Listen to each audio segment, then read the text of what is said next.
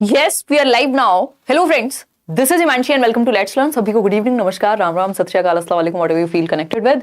Start करेंगे आज का सेशन। आज डे 4 है और जितने भी इंपॉर्टेंट पेडागोजिकल कॉन्सेप्ट्स हैं जो आपके लगभग हर एक सब्जेक्ट में देखने को मिल सकते हैं सीटेट में या टीचिंग एग्जाम्स में और इम्पॉर्टेंट हैं अगर देखें तो एनईपी है आपका, एनईपी 2020 है। बहुत सारे क्वेश्चंस पिछली बार पूछे गए, अलग अलग एग्जाम्स में एनईपी के क्वेश्चंस पूछे जा रहे हैं। तो एनईपी के कॉन्सेप्ट को समझेंगे, उसके बाद सीसीई है, इंक्लूसिव एजुकेशन है, आरटीई है, एनसीएफ 2005 है। तो ये 4-5 डॉक्यूमेंट्स हैं जो बहुत महत्वपूर्ण है जानना आपके लिए एज अ टीचर भी, और फैक्चुअल क्वेश्चंस भी इनसे आते हैं, कॉन्सेप्चुअल क्वेश्चन भी आते हैं।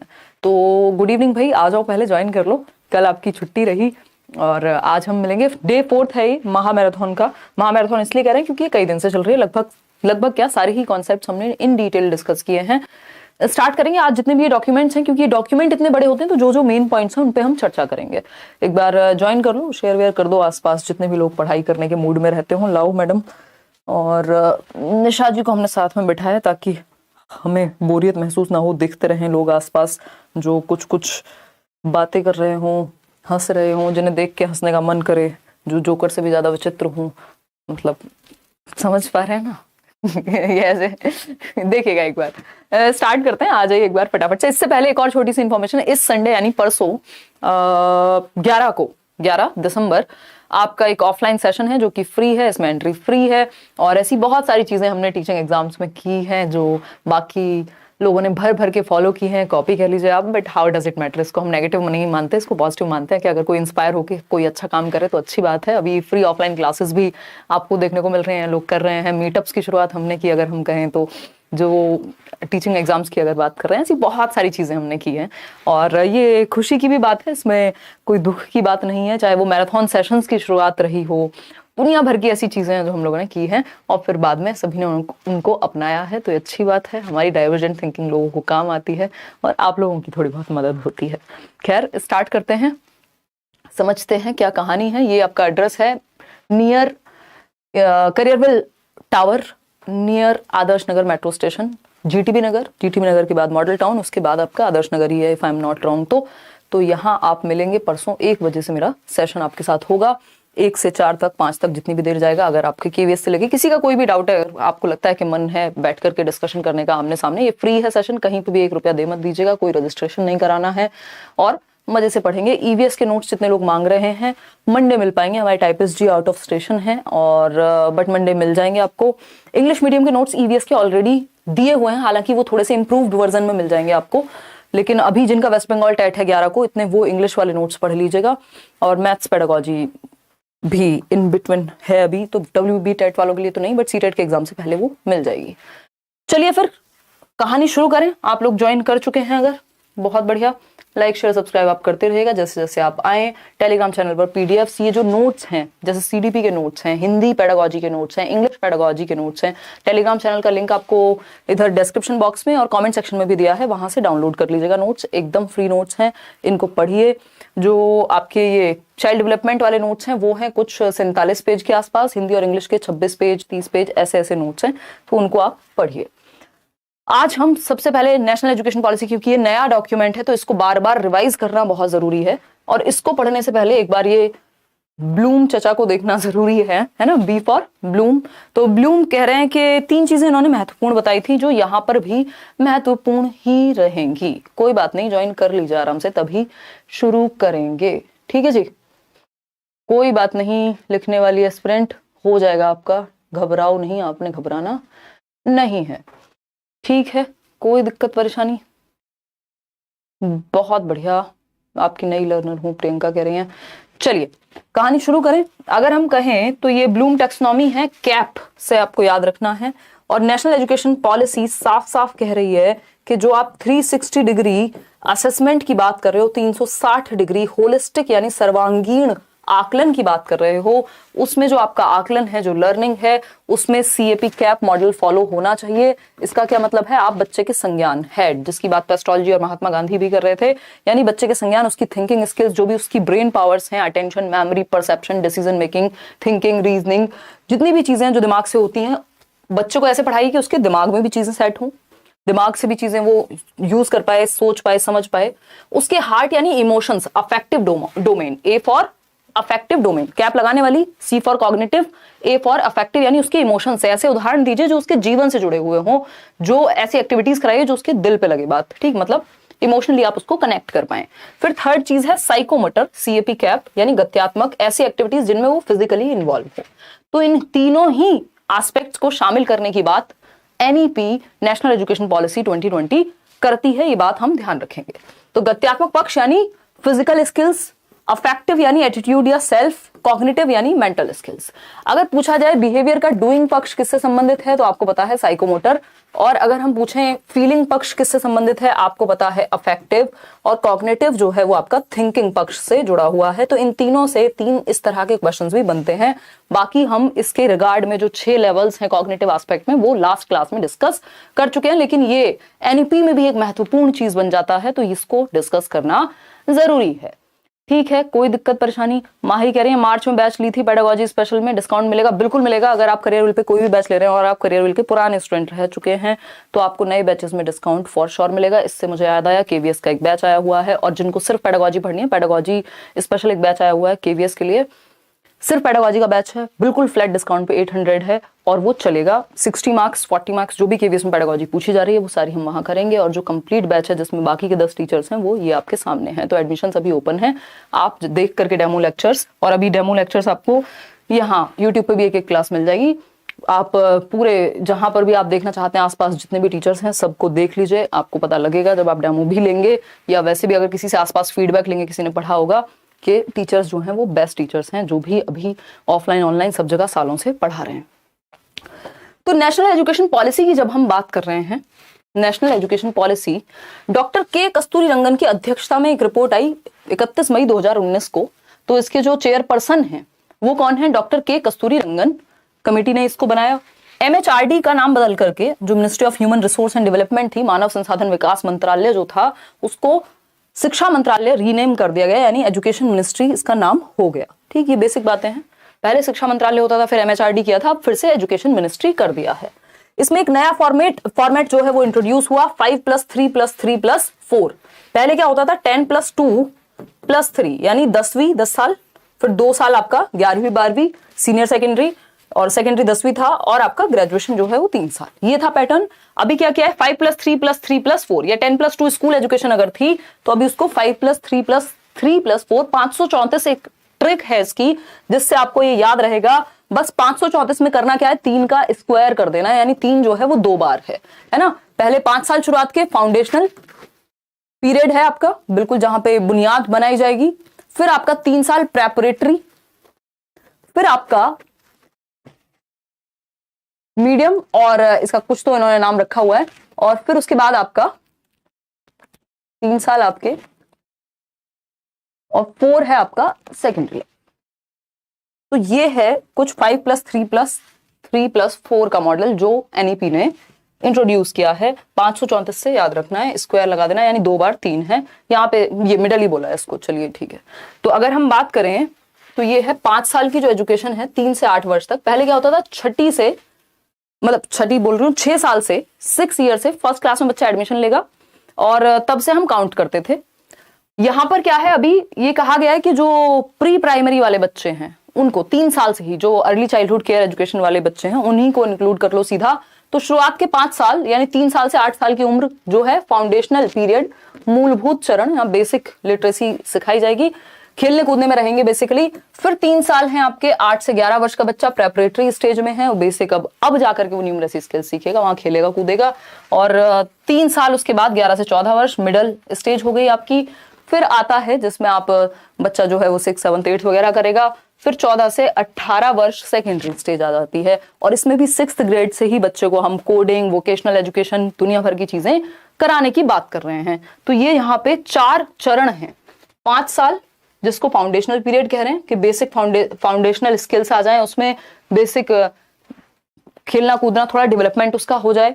फिर 8 से 11 वर्ष की अवस्था है, न्यूमरेसी स्किल्स आ जाएं। फिर 8 से 11 में आपका प्राइमरी एजुकेशन वो लेना शुरू कर दे। फिर 11 से 14 है मिडिल स्टेज, फिर सेकेंडरी स्टेज आ जाती है। FPMS इसको हम मान के चल रहे हैं। इसको अगर आपको डिटेल में पढ़ना है, मैं करा चुकी हूँ इसको नेशनल एजुकेशन पॉलिसी पे 2 वीडियो, 3 है बट 2 तो प्रॉपर जैसे क्वेश्चंस पूछे गए हैं उस हिसाब से भी कराई है।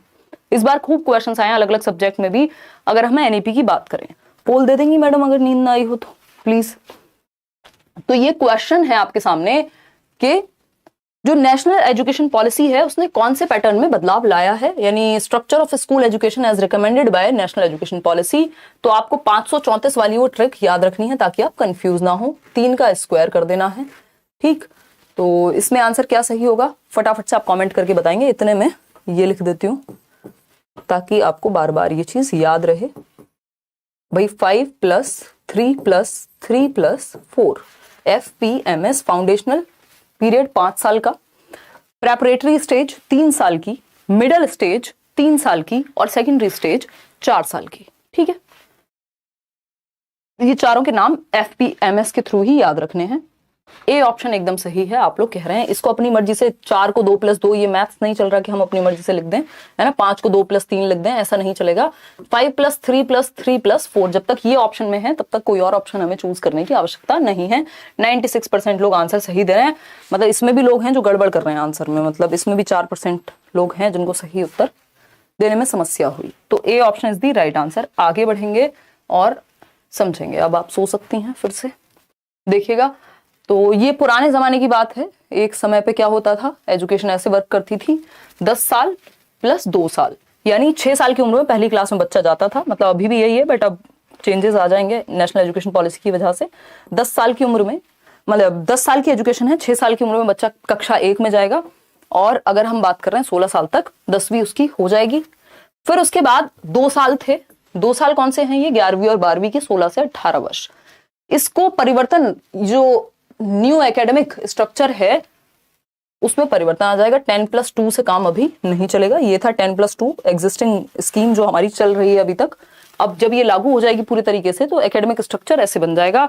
FPMS आप देख पा रहे हैं, 3 साल शुरुआत के आंगनबाड़ी वाला टाइम, फिर 2 साल जो है आपके 6 से 8 वर्ष यानी क्लास 1 और 2, यानी ये 5 साल जो है शुरुआत के, इनको 2 तरीके से तोड़ा हुआ है। 3 साल है आंगनबाड़ी के, 2 साल है फिर आपके बेसिक क्लास 1 और 2 के, ठीक है। फाउंडेशनल पीरियड में multi level education, play activity based learning होगी। प्रेपरेटरी स्टेज में जाकर के बच्चा थोड़ा एक्टिविटी के थ्रू स्किल्स वगैरह डेवलप करेगा, न्यूमरसी स्किल्स एंड ऑल।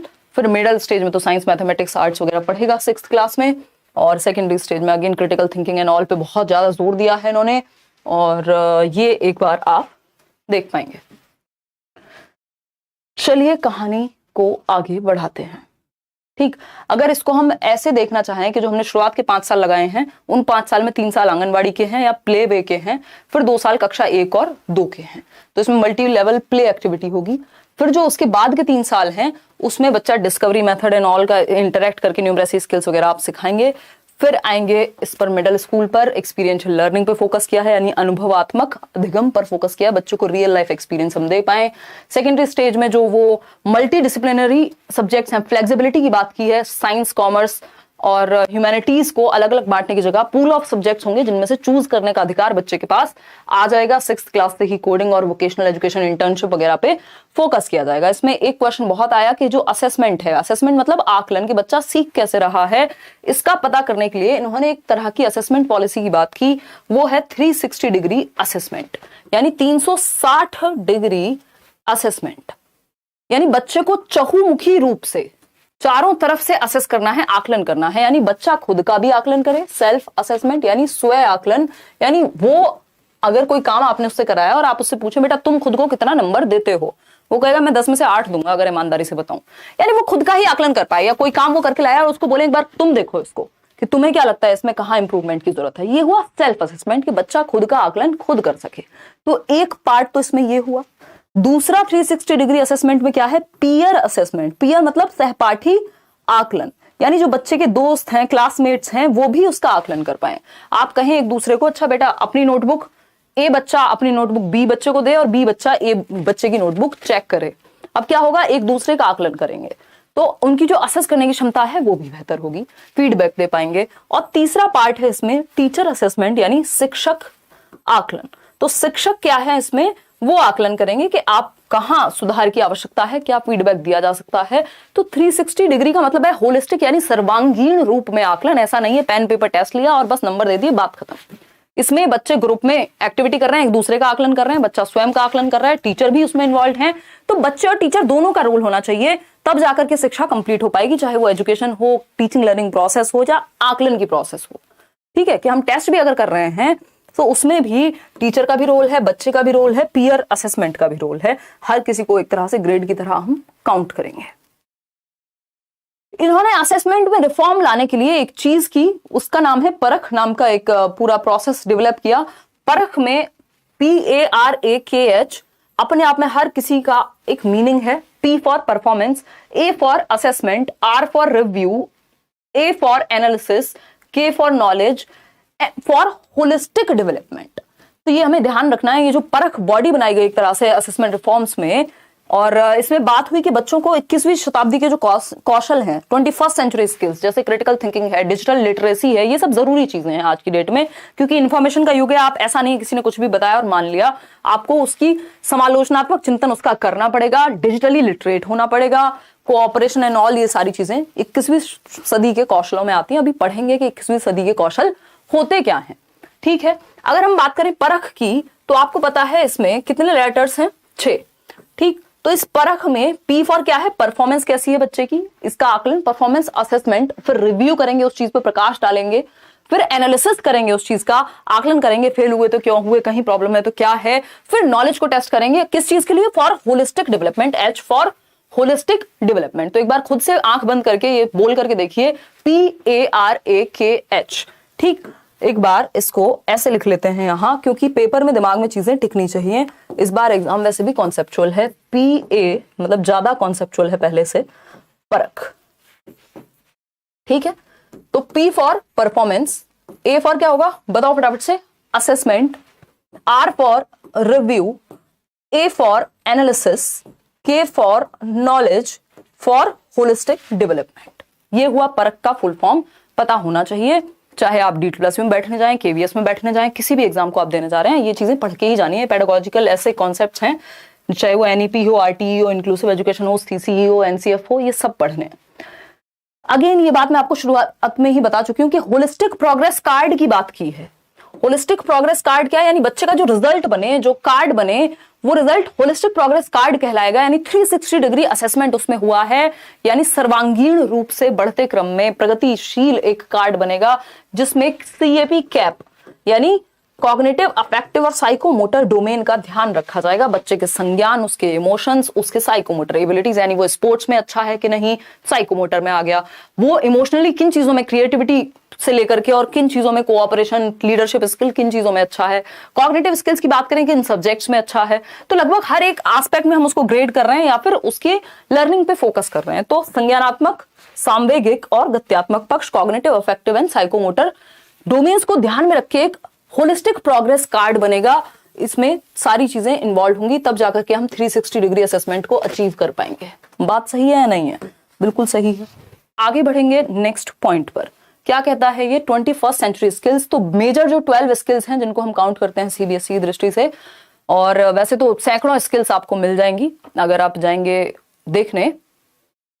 ठीक है ना, चलिए समझते हैं फटाफट से, और लाइक शेयर सब्सक्राइब करना अगर आप भूल गए हैं तो आप कर सकते हैं। बहुत सारी चीजें हैं अभी जो हम पढ़ने वाले हैं। ये ऐसी चीजें जितनी बार आप पढ़ेंगे, ये हम कई बार कर भी चुके हैं, लेकिन जितनी बार आप पढ़ेंगे उतनी बार बेहतर, ये इससे कोई नुकसान नहीं होने वाला। ठीक है, कितने लोग अभी हम जुड़े हुए हैं? 23,000 लोग। लाइक किया है सिर्फ 10,000 लोगों ने। चलिए कोई बात नहीं। तो ये क्रिटिकल स्किल्स हैं, जो 12 क्रिटिकल थिंकिंग स्किल्स हैं जो महत्वपूर्ण हैं। अब ये महत्वपूर्ण क्यों है, कैसे हैं, क्या कहानी है, उस पर हम अभी आएंगे।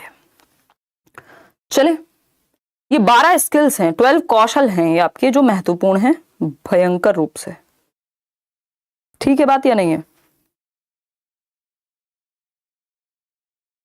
देखिए, अगर हम बात करें, किसी ने कोई क्वेश्चन पूछा है from Purnia Bihar, ma'am set लगाता हूं आप पे तो ऐप पे, तो SST और हिंदी का क्वेश्चन बनता नहीं है। अरुण सर को बोलिए कि अब क्वेश्चन कराएं, मुझे 130+ लाना है। गरीब, क्या नाम है आपका? गरीब नवाज। तो नवाज, इसमें बिल्कुल आप साथ साथ प्रैक्टिस भी करते रहिए, बोल देंगे कोई बात नहीं। देखिएगा, 21st century skills previous year को ध्यान में रख के एनालाइज करते रहना है। इस बार क्वेश्चंस थोड़े से हटके थे हिंदी में और एसएसटी का तो आपको ज्यादा बेहतर पता होगा। तो 21वीं सदी के जो कौशल हैं, जिनमें से हम 12 कौशल को सबसे ज्यादा महत्वपूर्ण मान रहे हैं, तो इसमें क्रिटिकल थिंकिंग, समालोचनात्मक चिंतन, हम एक बात के लगभग हर पहलू को जांच पाएं, बस मान ना ले। किसी ने कहा 2000 के नोट में चिप है, हमने मान ली। कोई और अफवाह उड़ी फलानी वैकेंसी तब आ रही है, हमने मान लिया। अब वो आई 2 साल बाद, लेकिन हम तो मान के बैठे हुए हैं, उस हिसाब से हमने डिसीजन ले लिए। अगर कोई वेबसाइट है लेट्स लर्न के नाम से कोर्स बेच रही है, जाके खरीद लिया आंख बंद करके, ये भी नहीं देखा कि वेरीफाइड है नहीं है। जो चैनल है इतने सारे, अगर कोई इन्फॉर्मेशन टेढ़ी मेढ़ी दे रहा है तो वो ऑथेंटिक चीज है कि नहीं है। मतलब क्रिटिकल थिंकिंग का प्रयोग हम नहीं कर पाते, लेकिन बच्चों में हमें ये चीज डेवलप करनी है कि हम लगभग हर पक्ष में, ऑल एस्पेक्ट्स में चीजों को देख पाएं, फैक्ट और ओपिनियन के बीच अंतर को जान पाएं। ये है क्रिटिकल थिंकिंग। यानी आप जितनी भी आपकी कॉग्निटिव स्किल्स हैं उनका प्रयोग करके हर एक पक्ष में चीजों को समझ पाएं, रिफ्लेक्ट कर पाएं, कंट्रोल कर पाएं, मैनेज कर पाएं, अवेयर हो, डेटा हो आपके पास, उसके आधार पर फैक्ट्स को आप जान पाएं और एनालाइज कर पाएं। कोलैबोरेशन यानी सहयोग के माध्यम से सीख पाएं, एक दूसरे के साथ बच्चे ग्रुप लर्निंग करें, क्योंकि बच्चे जब ग्रुप में होते हैं तो बेहतर सीखते हैं, सहयोग करके बेहतर सीखते हैं। टीम स्किल्स जो है डेवलप होती है उनकी, लीडरशिप स्किल्स उनकी डेवलप होती हैं, स्पोर्ट्समैनशिप या स्पोर्ट्स पर्सन की जो एबिलिटी है वो उनके अंदर डेवलप होती है, टॉलरेंस आती है जब ग्रुप में काम करते हैं, एक दूसरे को हेल्प कर पाएंगे। इंफॉर्मेशन लिटरेसी यानी आज की डेट में जो बेसिक जितनी भी टेक्नोलॉजिकल एडवांसमेंट है उसका प्रयोग करके हम लिटरेट हो पाए इंफॉर्मेशन के संबंध में। टेक्नोलॉजिकल लिटरेसी, भाई इतनी बेसिक टेक्नोलॉजी हमें यूज करनी आनी चाहिए। डिजिटल लिटरेसी भी इसको आप दूसरे शब्दों में कह सकते हो कि बेसिक कंप्यूटर चलाना है, कुछ और ऐसे काम है टेक्नोलॉजी का प्रयोग करके वो सब कर पाए। इनिशिएटिव लेना हर किसी के बस का नहीं होता, इनिशिएट करना, चीजों को कुछ नया शुरुआत करना। अगर आप एरिक एरिक्सन की थियरी में देखेंगे तो इनिशिएटिव वर्सेस गिल्ट की एक स्टेज आती है, तो बच्चा इनिशिएट करे, इस चीज के लिए हम उसको बढ़ावा दें, गिल्ट ना है उसमें। सोशल स्किल्स बच्चे की डेवलप हो, कैसे ग्रुप में काम करना है, कैसे समाज के प्रति आगे बढ़ाना है। लर्निंग एक सोशल क्या है, प्रोसेस है, कैसे सब साथ में मिलकर के आएंगे, कोऑपरेट करेंगे, जो भी प्रॉब्लम्स हैं उन प्रॉब्लम्स को सॉल्व करेंगे, डिसीजन लेंगे। क्रिएटिविटी, रचनात्मकता को बढ़ावा देना है, कुछ नया करने पे बल हो, कुछ नया सोचने पे हम जोर दे पाए। ठीक है, कोई दिक्कत परेशानी नहीं है इस बात को समझने में। कम्युनिकेट करना अपने आप में, कम्युनिकेशन क्या है, एक स्किल है, और आज के दौर में अपनी बात को ढंग से कह पाना अपने आप में बहुत बड़ी स्किल है। तो कम्युनिकेशन भी एक ऐसी स्किल है जो जरूरी है ना। संप्रेषण का कौशल, तनिष्क कह रहे हैं मैम संडे को सीट मिल जाएगी ना, मैं बिहार से दिल्ली आ गया हूं, बट आपका एक ऑफलाइन क्लास देखा था, बहुत ज्यादा ही स्टूडेंट्स थे। तनिष्क मेरे ख्याल में मिल जानी चाहिए, क्योंकि हमने बहुत कम टाइम पहले ही बताया, कल या परसों ही आपको इन्फॉर्म किया इस चीज के बारे में। तो बाकी तो अरे कर लेंगे यार मैनेज, क्या दिक्कत है, खड़े होके बैठ के जैसे होगा मैनेज कर लेंगे, थोड़ा पहले आ जाना और क्या है। देखिएगा अगर हम बात करें, बहुत बढ़िया, मिलेंगे परसों। फिर आता है मीडिया लिटरेसी, यानी मीडिया के भी इतने सारे साधन है आज की डेट में, उनके बारे में आप लिटरेट हो। लीडरशिप स्किल्स आपके अंदर डेवलप हो, एक दिशा दे पाए आप औरों को भी, खुद को भी। प्रोडक्टिविटी, कैसे आप समय को सही तरीके से यूज कर पाए, चीजें जो करना चाहते हैं वो कर पाए। डांस भी कर लो तुम बैठे बैठे। फ्लेक्सिबिलिटी, यानी हम रिजिड ना हो, हमारे अंदर चेंज होने की क्षमता हो, जब समय बदलता है तो हम भी बदल पाए। तो ये चेंज वाली जो एबिलिटी है, यही फ्लेक्सिबिलिटी है यहाँ। तो ये 12 स्किल्स हैं जिनको हम critical thinking, 21st century skills कह रहे हैं, कि 21वीं शताब्दी के कौशल हैं जो जरूरी है कि हम स्कूल्स में बच्चों को अलग अलग एक्टिविटी के माध्यम से सिखाएं। चाहे उनको हम ट्रिप पे ले जाके सिखा रहे हैं, कुछ चीजें एक्टिविटीज अलग अलग करवा रहे हैं तब सिखा रहे हैं, एंड ऑल। ठीक। Reduction in curriculum content to enhance essential learning and critical thinking, यानी कि हम क्या कर रहे हैं, जो करिकुलम है उसको थोड़ा सा घटा दें, ऐसा ना हो बच्चे से भारी बस्ता हो। एक रिपोर्ट आई थी 1992-93 में, लर्निंग विदाउट बर्डन की, यानी बोझ ना बन जाए अधिगम बच्चे पे। तो इसेंशियल लर्निंग और क्रिटिकल थिंकिंग पे फोकस करके करिकुलम का लोड बहुत ज्यादा नहीं बढ़ाना, उसको कम करना है, रिडक्शन करना है उसमें पाठ्यचर्या में। और करिकुलम क्या है, करिकुलम में सब कुछ आता है स्कूल में, जो पैर रखने से लेकर के, कदम रखने से लेकर बाहर निकलने तक करिकुलम सब कुछ है। पाठ्यचर्या करिकुलम का एक हिस्सा होता है, सिलेबस, पाठ्यक्रम। चलिए थोड़ा सा फास्ट करते हैं। जेंडर इंक्लूजन फंड हो, कि भाई हम जेंडर पैरिटी की बात कर रहे हैं, तो अगर हम स्पेशली फीमेल्स को भी इंक्लूड कर रहे हैं तो उसके लिए कुछ एक्स्ट्रा हम एफर्ट्स डाल पाए। ठीक। केजीबीवी जो आपकी कस्तूरबा गांधी बाल विद्यालय है, उनको ग्रेड 12 तक हम इन्वॉल्व कर पाए। Reduction in the curriculum to core concepts, ये ध्यान रखनी है ये लाइन, कि जो करिकुलम में रिडक्शन है, कमी है पाठ्यचर्या में, वो कोर कॉन्सेप्ट्स, यानी जो कोर कॉन्सेप्ट्स हैं उनको हम सिखा पाए। बाकी हम रिड्यूस कर दें करिकुलम को, बहुत ज्यादा बड़ा नहीं होना चाहिए, लेंथी नहीं होना चाहिए करिकुलम, यानी पाठ्यचर्या आपकी। करिकुलम और पेडागोजी जो है स्कूल्स में, वो लर्निंग कैसी होनी चाहिए, होलिस्टिक होनी चाहिए। ये वर्ड्स पे ध्यान दीजिएगा। सर्वांगीण यानी लगभग हर एक पक्ष को इंक्लूड करे, इंटीग्रेटेड हो, एक सब्जेक्ट दूसरे सब्जेक्ट से जुड़ा हुआ हो, एंजॉयबल हो यानी बच्चे आनंद ले पाए, और एंगेजिंग यानी वो बच्चे क्या है, एक्सप्लोर कर रहे हो, इन्वॉल्व हो, उनका मन लगा रहे लर्निंग में। बात तो ठीक है। रिकॉग्नाइज कर पाए, आइडेंटिफाई कर पाए, फोस्टर कर पाए हम हर एक बच्चे की यूनिक कैपेबिलिटी को। हर एक बच्चा क्या है, विशिष्ट है, अपने आप में कुछ यूनिक रखता है तनिष्क, तो हम उस चीज का ध्यान रख पाए।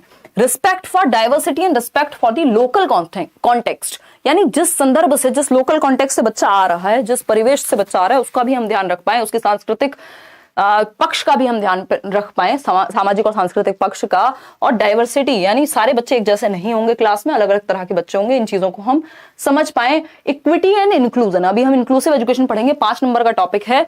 तो इंक्लूजन का यानी समावेशन का हम ध्यान रखें, हर तरह के बच्चे को, चाहे वो गिफ्टेड है, नॉर्मल है, एवरेज है, या मंद बुद्धि है, या कोई टैलेंटेड बच्चा है, क्रिएटिव है, ब्लाइंड बच्चा है, कोई और समस्या है, हर तरह के बच्चे को हम क्लास में बिठा करके सिखा पाए। इक्विटी यानी समता का प्रयोग कर पाए, उसकी नीड के अकॉर्डिंग एजुकेशनल एक्टिविटीज को डिजाइन कर पाए। अब आती है जेंडर आइडेंटिटीज को हम ध्यान में रखें, सोशियो कल्चरल आइडेंटिटीज को हम ध्यान में रखें, किसी को नीचा और ऊंचा ना दिखाएं, ज्योग्राफिकल आइडेंटिटीज, कौन किस ज्योग्राफी से आ रहा है, तो हर एक बच्चे को इंक्लूड करना है, उसके जो भी क्षमताएं वो लेकर के आए परिवेश से अपने। डिसेबिलिटीज को हम इंक्लूड कर पाए, सोशियो इकोनॉमिक कंडीशंस का ध्यान रख पाए बच्चों की, socially and economically disadvantage groups बनाए जाएं जो स्पेशली काम करें उन लोगों के लिए जो सोशली और इकोनॉमिकली डिसएडवांटेज हैं, यानी वंचित हैं सामाजिक और आर्थिक रूप से। इसको नोट कर लीजिएगा, SCDGs, ये सब मैंने नोट्स में आपको दिया है, अगर नोट नहीं भी कर रहे हैं तो ध्यान जरूर रखेंगे इस चीज का। अगर लैंग्वेज के विषय में हम बात कर रहे हैं तो NEP आपको कह रही है कि 3 लैंग्वेज फॉर्मूला को फ्लेक्सिबली यूज करना है। 3 लैंग्वेज फॉर्मूला क्या था कि 3 भाषाएं प्राथमिक स्तर पर पढ़ाई जाएं, जिसमें से पहली भाषा मातृभाषा होनी चाहिए, दूसरी भाषा, अगर मातृभाषा हिंदी नहीं है तो दूसरी भाषा हिंदी होगी, तीसरी भाषा कोई भी मॉडर्न इंडियन लैंग्वेज है, इंग्लिश हो जाएगी। तो ये एक बेसिक बात हुई। No language is being imposed, इस बात का ध्यान रखिएगा, बहुत क्वेश्चन पूछे गए हैं। किसी भी भाषा को आप थोप नहीं सकते बच्चे पे, अप्लाई नहीं कर सकते, इम्पोज नहीं कर सकते, उसको अपनी मदर टंग यानी मातृभाषा का प्रयोग करने की स्वतंत्रता होनी चाहिए, अपनी चॉइस से वो लैंग्वेज पढ़ पाए। मदर टंग और रीजनल लैंग्वेज टिल ग्रेड 5, कक्षा 5 तक जो क्षेत्रीय और मातृ भाषा है उसकी, जो घर में यूज करता है, होम लैंग्वेज है, नेटिव लैंग्वेज है, उसका आप प्रयोग उसको करने देंगे। बच्चे की मातृभाषा को डिस्करेज यानी हतोत्साहित नहीं करना होता। फिर आती है Sanskrit as an option at all levels, यानी बेसिकली जो आपकी इंडियन क्लासिकल लैंग्वेजेस हैं उनको एक ऑप्शनल की तरह रखने देना है स्कूल्स में। संस्कृत क्या है, एक ऑप्शनल की तरह होनी चाहिए बच्चे के पास, वो जिस लेवल पे पढ़ना चाहे, एक ऑप्शनल सब्जेक्ट के रूप में, एडिशनल सब्जेक्ट के रूप में। जितनी भी सांस्कृतिक भाषाएं क्लासिकल लैंग्वेजेस हैं उनको आप एक ऑप्शनल या एडिशनल सब्जेक्ट के रूप में रख पाएंगे। तो 3 लैंग्वेज फॉर्मूला को यूज करना है। मल्टीलिंगुअल कंट्री है तो फ्लेक्सिबिलिटी होनी चाहिए कि बहुभाषिता का प्रयोग कर पाए, यानी जो NCF कहता था उसी बात को बढ़ावा दिया है कि मल्टीपल भाषाएं देश भर में चलती हैं। हम कहते हैं कि कोस कोस पे पानी बदले 3 कोस पे वाणी, तो जो भाषाओं का जो चेंज है या बहुत ज्यादा डाइवर्सिटी है, विभिन्नता है लैंग्वेज को लेकर के इंडिया में, उसको हम ध्यान रख पाए और एक क्लास में मल्टीपल लैंग्वेज बोलने वाले पढ़ने वाले बच्चे हों। ISL को बढ़ावा देना यानी इंडियन साइन लैंग्वेज को हमें प्रमोट करना है, ये एक बेसिक सी बात है। तो लैंग्वेज के कॉन्सेप्ट में, लैंग्वेज के कॉन्टेक्स्ट में ये सारी बातें हैं। अब आते हैं इंक्लूसिव एजुकेशन पे। ये थी NEP के मेन मुद्दे। हालांकि मैंने अलग से एक सेशन बनाया हुआ है, 2 सेशन इवन NEP पे, और एक पुराना है 3। अब इंक्लूसिव एजुकेशन, क्योंकि जो भी इनके मेन पॉइंट्स हैं उनको समझना बहुत जरूरी है। इस टाइम पर, पेपर के टाइम पे सारी चीजें रिवाइज हो जानी चाहिए। स्पीड थोड़ी ज्यादा है तो आप कम कर लीजिएगा अगर आपको लगे कि समझने में तकलीफ हो रही है तो, है ना। तकलीफ समझते हैं।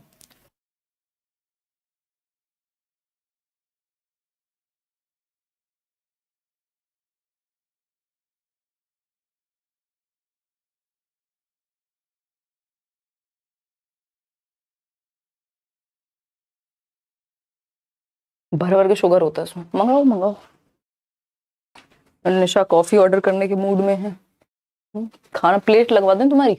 शांतनु क्या कह रहे हैं, I am fan ma'am. By the way marathon class में CTET मॉडल पेपर भी कराइएगा, एग्जाम से पहले कुछ क्रिएटिव हो जाएगा। अरे बिल्कुल कर लेंगे शांतनु, क्वेश्चंस कराएंगे यार, अभी तो डोंट वरी, कराएंगे मॉडल भी करा देंगे। देखिएगा, अगर हम बात करें समावेशी शिक्षा यानी इंक्लूसिव एजुकेशन, 5 नंबर का टॉपिक है आपके CTET में, और लगभग हर एक एग्जाम में जहां पे भी टीचिंग एग्जाम की बात हो रही है इंक्लूसिव एजुकेशन से क्वेश्चन आता ही है। समावेशी का अगर जो वर्ड है इंक्लूसिव, इंक्लूसिव मतलब इंक्लूड करने से बना है, सबको इंक्लूड करना है, education for all. Education for all यानी सभी के लिए शिक्षा।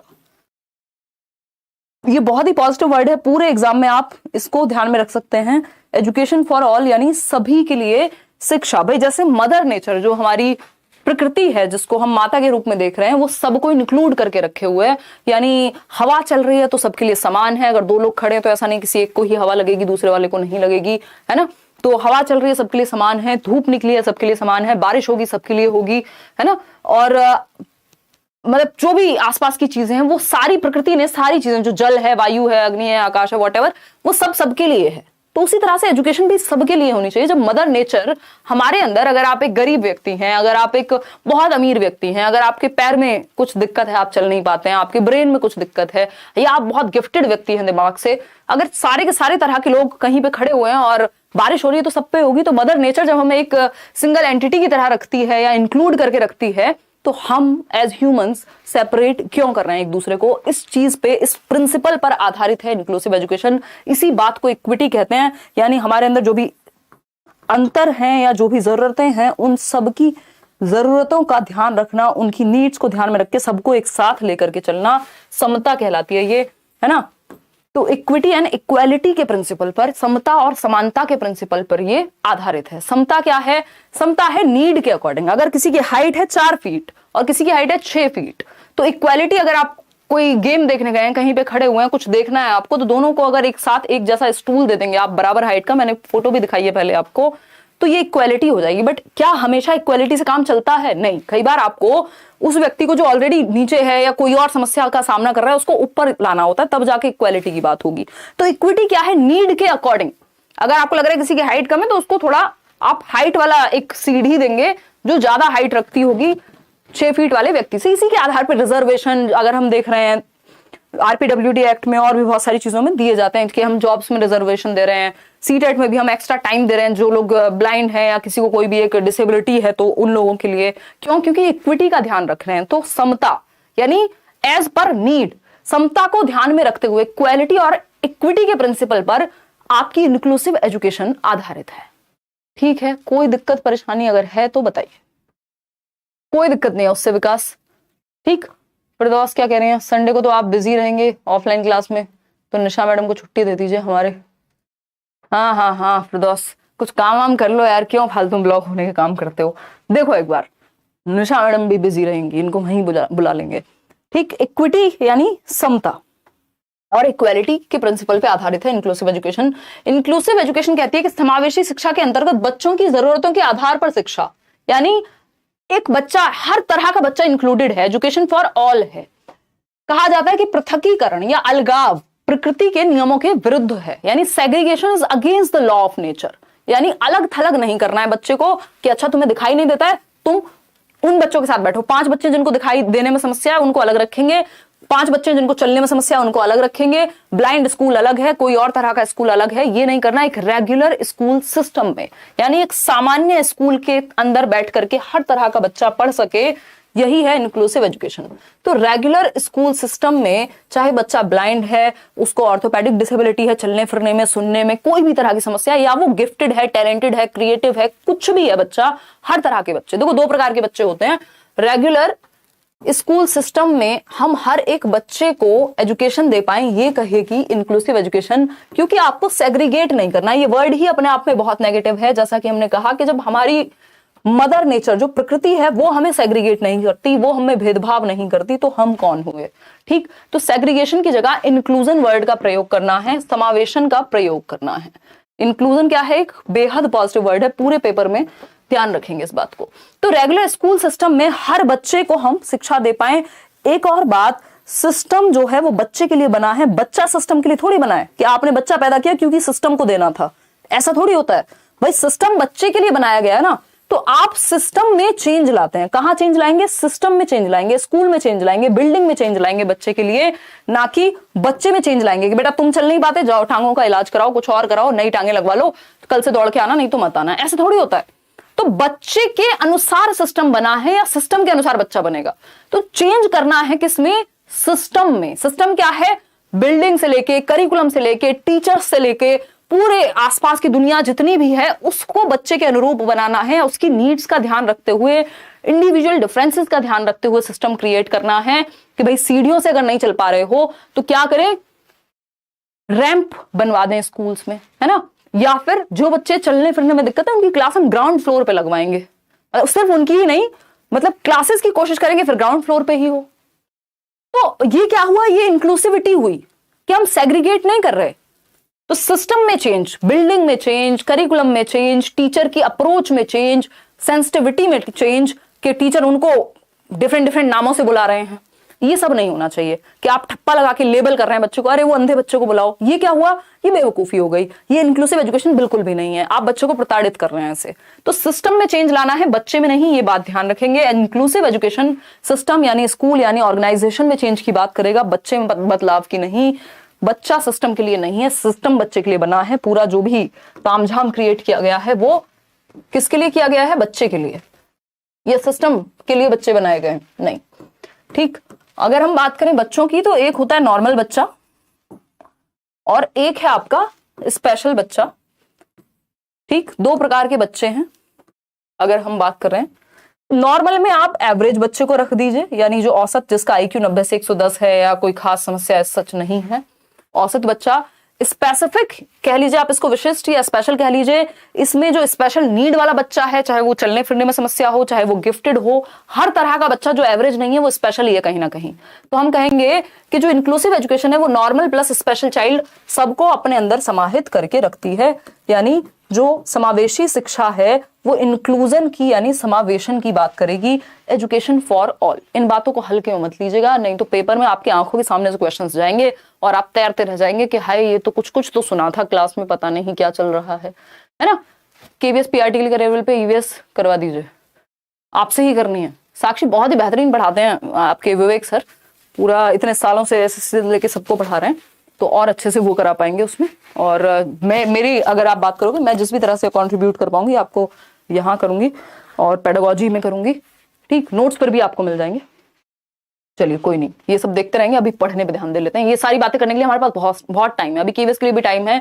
अभी आपको क्या कहते हैं उसको, डेमो लेक्चर्स भी मिलेंगे। मैं पूरा केवीएस का जो पेडागोजी वाला सिलेबस है वो भी आपको तोड़ के बता दूंगी। अगर आप बैच ले पा रहे हैं तो भी ले लीजिए, नहीं ले पा रहे हैं तो कहाँ से पढ़ें, सारा कुछ बता दूंगी। अभी 2-4 दिन रुक जाओ, है ना, ठीक है। चलिए, तो education for all, segregation against the law of nature है, बच्चे को सेग्रीगेट नहीं करना। और अगेन यही बात हिंदी में भी लिख दी गई है कि बच्चों की आवश्यकता के अनुसार सिस्टम में परिवर्तन किया जाता है, ना कि बच्चे में। तो सिस्टम में बदलाव करना है, बच्चे में नहीं, क्योंकि सिस्टम बच्चे के लिए है। दूसरा, एक चीज होती थी पहले इंटीग्रेटेड एजुकेशन, जिसको एकीकृत शिक्षा कहते थे, अभी भी होती है, बट एकीकृत शिक्षा से बेहतर है समावेशी शिक्षा। एकीकृत में क्या था, आप एडमिशन तो दे दे रहे हैं उन बच्चों को जो स्पेशल नीड वाले हैं, जिनको देखने में समस्या है, या कोई भी एक स्पेशल नीड है, कोई भी एक डिसेबिलिटी भी हो सकती है, तो उनको सिर्फ एडमिशन दे रहे हैं, उनके अनुसार सिस्टम में चेंज नहीं कर पा रहे हैं। तो ये इंटीग्रेटेड थी। इंटीग्रेटेड से बेहतर क्या है, इंक्लूसिव है, कि हम सिस्टम में भी चेंज कर पा रहे हैं, बच्चे की नीड के अकॉर्डिंग हम सिस्टम में परिवर्तन कर पा रहे हैं। तो ये बेहतर हुआ इंक्लूसिव एजुकेशन इंटीग्रेटेड एजुकेशन से। ये एक वन लाइनर की बात हो गई। ये नोट्स फ्री हैं, पढ़ लीजिएगा डाउनलोड करके। बाद में आप आस पड़ोसियों को भी कहेंगे कि बहुत अच्छा हुआ, चाहे आपने दुनिया के किसी टीचर, दुनिया की किसी किताब, दुनिया के किसी नोट्स कहीं से भी पढ़ा हुआ है। ये 47 पेज जरूर पढ़ के जाइएगा, इसमें भी कुछ क्वेश्चन हैं, देखिएगा। अगर हम बात करें, मतलब क्वेश्चन तो एक्स्ट्रा में है, कॉन्सेप्ट तो हैं ही सारे, तो अगर वो क्वेश्चन वाले पेज हटा देंगे तो और कम हो जाएंगे, ठीक। हिंदी के भी इंग्लिश के भी नोट्स मैं दे चुकी हूँ, पेडागोजी के, मैथ्स के और ईवीएस के आपको मिलेंगे, पेपर से पहले मिल जाएंगे, डोंट वरी। देखिएगा, अगर हम बात कर रहे हैं, ये सब छोड़ दीजिएगा, अभी ज्यादा इंपॉर्टेंट नहीं है, ये संयुक्त राष्ट्र संघ की बात हो रही है, यूएन की। तो यूनाइटेड नेशंस की अगर हम बात करें तो 1993 में ये कहा गया था कि जो लोग वंचित हैं, डेप्राइव्ड हैं किसी भी तरह से, चाहे कोई बच्चा आर्थिक रूप से, यानी उसके पास उतना पैसा नहीं है कि वो पढ़ पाए, एजुकेशन ले पाए, चाहे फिजिकली उसको कोई प्रॉब्लम है, चाहे देखने में उसको प्रॉब्लम है, डेफ एंड डम्ब है, ब्लाइंड है, कोई भी प्रॉब्लम अगर है, या बौद्धिक स्तर में कुछ किसी का आईक्यू बिल्कुल ही कम है, तो हम उसको भी पढ़ा पाए, मतलब हर बच्चे को इंक्लूड कर पाए। किसी के सेंसेस में कोई दिक्कत है, स्त्री पुरुष से लेकर के किसी भी तरह का भेदभाव नहीं हो, इस चीज को ध्यान में रखें। इसके आधार पर फिर आपका इंक्लूसिव एजुकेशन निकल करके आई। ये यूएन की मीटिंग में 1993 की बात हो रही है। अब एक और चीज है जो इंक्लूसिव एजुकेशन की जब हम बात कर रहे हैं तो डिसेबल्ड बच्चों की बात आती है, और डिसेबल्ड बच्चों के लिए भारत में 6 से 18 वर्ष तक फ्री एंड कंपलसरी एजुकेशन का प्रावधान है। नॉर्मल बच्चों के लिए जब आप अभी आरटीई पढ़ेंगे, राइट टू एजुकेशन एक्ट, तो उसमें 6 से 14 वर्ष के बच्चे फ्री यानी फ्री एंड कंपलसरी, निःशुल्क एवं अनिवार्य शिक्षा। लेकिन जब बात उसी की डिसेबिलिटी की आती है तो डिसेबल्ड बच्चों के लिए 6 से 18 वर्ष है। आरपीडब्ल्यूडी एक्ट में अलग से ये बात कही गई है, अभी आरपीडब्ल्यूडी एक्ट हम करने वाले हैं।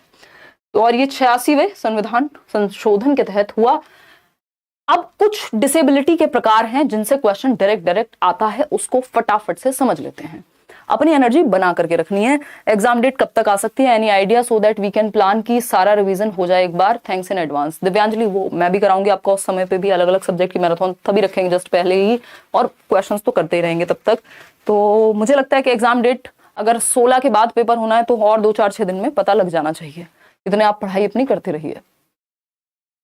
सीटेट क्वालिफाई किया था लास्ट ईयर वाला, बट उस टाइम फर्स्ट ईयर, अब कोई फर्क नहीं पड़ता, अब तो इन्होंने सबको ही कर दिया ना। आकाश, डोंट वरी, ऐश करो। आज से पहले कभी भी 2011 में सीटेट किया था, दुनिया के कभी भी किसी भी समय में आपने आज तक सीटेट क्लियर किया था, आप पेपर दे सकते हैं। देखिए, डिसेबिलिटी के प्रकार हैं, अक्षमता के प्रकार हैं। क्या है? दृष्टि अक्षमता हो सकती है, दृष्टिगत अक्षमता क्या है? विजुअल डेफिशिएंसी है डिसेबिलिटी, बच्चे को देखने में दिक्कत हो सकती है। या पार्शियल विजन हो सकता है कि भाई पार्शियली देख पाता हो, पूरी तरह से जो आईसाइट है उस तरह से वर्क ना करती हो, या बहुत हद तक ना दिखता हो, या बिल्कुल ही ना दिखता हो। इसमें कई प्रकार की दिक्कतें आ सकती है। तो दृष्टि बाधित बच्चा यदि कोई भी है तो वो विजुअल डेफिशिएंसी या डिसेबिलिटी में आएगा। दूसरे प्रकार की डिसेबिलिटी क्या है? ये अक्षमताएं हैं।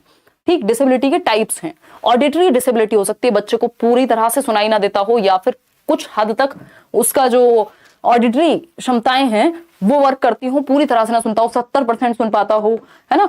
और किसी भी डिसेबिलिटी को अगर आप सर्टिफिकेशन की बात कर रहे हैं तो 40% से अधिक अगर डिसेबिलिटी है तभी जाकर के आप एक कोई भी लाभ या कोई भी एक क्या कहेंगे रिजर्वेशन गवर्नमेंट अगर दे रही है किसी भी बच्चे को, तो 40% से ज्यादा अक्षमता होनी चाहिए, डिसेबिलिटी होनी चाहिए, उसका सर्टिफिकेट बनता है आसपास से, जो भी मेडिकल अथॉरिटीज होती है वो बनाती हैं। श्रवण अक्षमता यानी ऑडिटरी डिसेबिलिटी, ऑडिटरी को ऑरल भी बोल देते हैं, यानी ऑडियो से संबंधित, सुनने से संबंधित दिव्यांगता या अक्षमता। सी ऑप्शन है मानसिक अक्षमता, इंटेलेक्चुअल डिसेबिलिटी, यानी बच्चे के जो इंटेलेक्ट है, आईक्यू के आधार पे, बुद्धि के आधार पे वो डिसेबल्ड है। समझने की क्षमता, सीखने की क्षमता, तर्क करने की क्षमता यानी रीजनिंग, लर्निंग, अडेप्टेबिलिटी, इन सब में प्रॉब्लम है, लर्निंग। फोर्थ क्या है? Locomotor disability. लोकोमोटर में क्या होता है? चलना फिरना, जो फिजिकल एक्टिविटी करने की क्षमता है। याद कीजिए, कुछ मत याद कीजिए, बेसिकली चलने फिरने में दिक्कत है, व्हील चेयर पे है बच्चा, बेसिकली जो हड्डियों से रिलेटेड प्रॉब्लम्स हैं जिनकी वजह से मूव करने में, मोटर एक्टिविटीज करने में, मूवमेंट में दिक्कत है, वो सब लोकोमोटर डिसेबिलिटी में आएंगी। ये एक प्रकार हुआ है ना, एक तरह की फिजिकल डिसेबिलिटी हुई। फिर आते हैं अधिगम अक्षमता पे, एक चीज है लर्निंग डिसेबिलिटी। अब ये लर्निंग डिसेबिलिटी जो है, इसका जरूरी नहीं है कि आपको शरीर में कहीं दिखे कि बीमारी है। याद कीजिए, वो कौन सी मूवी है? तारे जमीन पर। तो तारे जमीन पर में जो ईशान अवस्थी है, दिखने में नॉर्मल लगता है बच्चा, ऐसे और भी बहुत सारे उदाहरण मिल जाएंगे, लेकिन उसको एक लर्निंग डिसेबिलिटी है जो कि डिस्लेक्सिया कहलाती है, बहुत कॉमन है। तो लर्निंग डिसेबिलिटी में जरूरी नहीं है लक्षण आपको बाहर दिख जाए, कि बच्चों को कहीं देखने में समस्या है, आंख देख के पता लग जाए, शरीर से पता लग जाए, आपको नॉर्मल दिखेगा वो। तो ये कई बार इनमें ब्रेन की वायरिंग में कुछ गड़बड़ होती है, कई बार कोई डैमेज हो जाता है बाहर से, उसकी वजह से लर्निंग डिसेबिलिटी होती है। एलडीज कहते हैं इनको, लर्निंग डिसेबिलिटी। ये टर्म 1960s में किसने दिया था? बताओ निशा, दौड़ दौड़ के सो गई। एलडी बताओ, लर्निंग डिसेबिलिटी किसने दिया था? स्पेशल एजुकेशन छाप व्यक्ति। क्या हुआ है? ऐसे ऐसे खतरनाक लोग हैं, फोन में लगे पड़े हैं। सैमुअल किर्क ने 1960s में लर्निंग डिसेबिलिटी की बात की, है ना। किर्क नाम के व्यक्ति हैं, अगर पूछ ही ले बुरे समय में। ठीक, तो अगर हम बात करें, कोई कह रहा है आपने ईशान अवस्थी को अमर कर दिया। हाँ, कुंवर प्रताप, उसका रीजन है कि वो लगभग सभी ने मूवी देखी हुई है और बड़ा क्यूट सा बच्चा है, तो मूवीज से हमें चीजें याद रह जाती हैं, एग्जांपल्स। अदरवाइज किसी एग्जांपल किताब का दो तो आधे लोगों ने वो पढ़ी भी नहीं होगी। धर्म मीना क्या कह रहे हैं? मैम आप बहुत अच्छा पढ़ाती हैं, हम साइंस पेडागोजी भी करा दो। आपका स्टूडेंट धर्म, बहुत बढ़िया धर्म, बट अभी इस बार साइंस पेडागोजी नहीं करा पाएंगे। चलिए, एसएसटी और साइंस नहीं करेंगे, बाकी सब कर लेंगे, ठीक है। चलिए, अगर हम बात करें अधिगम अक्षमता की, अगली बार कोशिश करेंगे कि समय निकाल के करा पाए, बहुत सारी चीजें एक साथ चल रही होती हैं। तो ये सारी तरह की डिसेबिलिटी हैं। लर्निंग डिसेबिलिटी में बाहर नहीं दिखेंगी आपको चीजें, बट कहीं ना कहीं या तो ब्रेन वायरिंग ऐसी है, ब्रेन की न्यूरल जो पूरा हिसाब किताब है वो वैसे बना हुआ है, या फिर कहीं से कोई डैमेज हुआ है, कोई एक्सीडेंट या कुछ, दोनों स्थिति इसमें आ जाती हैं। जो डेवलपमेंटल डिसेबिलिटी होती है वो जन्म से कुछ समय में ही हो जाती हैं। चलिए खैर, आते हैं ये अलग अलग प्रकार की डिसेबिलिटीज हुई, इनमें से कुछ प्रकार ही पढ़ेंगे क्योंकि जरूरी वही है। अब जैसे एक चीज है अलेक्सिया, इस बार कुछ कुछ मैंने एक्स्ट्रा में भी ऐड किए हैं, कहीं आपसे पंगे लेने का मन कर जाए एग्जामिनर का तो एलेक्सिया से पहले हम डिसलेक्सिया पढ़ेंगे, क्योंकि डिसलेक्सिया हम सबने एक बार जरूर पढ़ा है, सुना है। पेपर में ऐसा कोई पेपर नहीं है टीचिंग का जहां कम से कम एक क्वेश्चन ना पूछा जाता हो। बहुत रेयर है कि टीचिंग एग्जाम हो और एक क्वेश्चन मिनिमम डिसलेक्सिया पे ना पूछे। तो जब हम बात डिसलेक्सिया की कर रहे हैं, डिसलेक्सिया अगेन तारे जमीन पर याद कीजिए, ईशान अवस्थी और जो 3 इडियट में वायरस थे, असलियत में उनको भी डिसलेक्सिया है ना, बोमन ईरानी आई थिंक, और भी बहुत सारे लोग हैं ऐसे, डिसलेक्सिया कॉमन है काफी। तो अधिगम अक्षमता में अगर हम बात कर रहे हैं लर्निंग डिसेबिलिटी की, तो ये डिसलेक्सिया बहुत कॉमन है। इसको हम पठन वैकल्य भी कहते हैं, या वैफल्य कह लीजिए, मतलब पढ़ने में विफलता या दिक्कत, यानी रीडिंग डिसऑर्डर है ये मेनली, यानी पढ़ने में समस्या है, पढ़ने में समस्या है। अब इससे जुड़ी हुई और भी चीजें हैं भाई। जो व्यक्ति पढ़ता सही है, गलत है, वो लिखेगा सही कैसे? अगर मैंने ए को बी को डी पढ़ा है तो मैं डी ही लिखूंगी ना जब लिखने को कहोगे आप मेरे से। अगर बैड को डैड पढ़ा है तो डैड ही लिखेगा ना व्यक्ति, ठीक है ना। तो इसमें पढ़ना तो है ही शामिल, अगर लिखने में भी समस्या इसकी वजह से हो सकती है, क्योंकि जो व्यक्ति पढ़ता गलत है वो लिखेगा सही कैसे? बताइए बताइए बताइए। कोट बहुत प्यारा है, रजाई बता देते इसको, देखिएगा। चलिए धन्यवाद, मजाक कर रही हूँ। आ जाइए। आई एम फ्रॉम गया बिहार, मुझे छोड़ करके चला गया वो तनिष्क, बोला भी नहीं। राजा गुप्ता कैसे दोस्त हैं आपके? हैं तनिष्क, शर्म आ रही है कि नहीं? ऑनलाइन को ऑफलाइन कर देना मैम प्लीज, कोशिश करेंगे कि लाइव कर दें या बाद में रिकॉर्डिंग डलवा दें। 1 of your class sure I will score 130। बहुत बढ़िया ऋषभ, कोई बात नहीं, आप नौकरी लेके आइएगा। राजा तनिष्क, करेबल टीम के साथ मुझे क्रिकेट खेलना है ma'am please. Tanishq, Uday sir को पकड़िए इस चीज के लिए, आई मीन उनको मैसेज करिए, ये सब देखिए इंस्टाग्राम पे। मैं बहुत ही ज्यादा व्यस्त हूँ पढ़ने और पढ़ाने में। देखिए अगर हम बात करें ई व, अब कुछ कुछ चीजें हैं रीडिंग डिसेबिलिटी की जब हम बात कर रहे हैं, तो इसमें पढ़ना तो संबंधित है ही, लिखना भी आ सकता है। तो यदि ऑप्शन में पढ़ना नहीं दिया हुआ सिर्फ, तो आप लिखने को भी काउंट कर सकते हैं, और या दोनों को भी काउंट कर सकते हैं। वैसे मेजरली 99% केसेस में रीडिंग डिसेबिलिटी काउंट होती है। हिंदी पेडागोजी की क्लास करवाएंगे कृष्णराज, इंग्लिश का भी करवाएंगे, ईवीएस के भी कुछ क्लासेस कराएंगे, बट थोड़ा रुक के कराएंगे। अभी पहले सीडीपी आज कंप्लीट हो जाएगा, फिर कुछ छोटे छोटे टॉपिक्स हैं, कुछ क्वेश्चंस हैं, वो सब चलेंगे, तो डोंट वरी। डिसलेक्सिया एक व्यापक शब्द है। अब मैं सोच रही हूँ जिस दिन डेट अनाउंस हो जाएगी फिर तब से नेक्स्ट मैराथन्स कंटिन्यू करेंगे।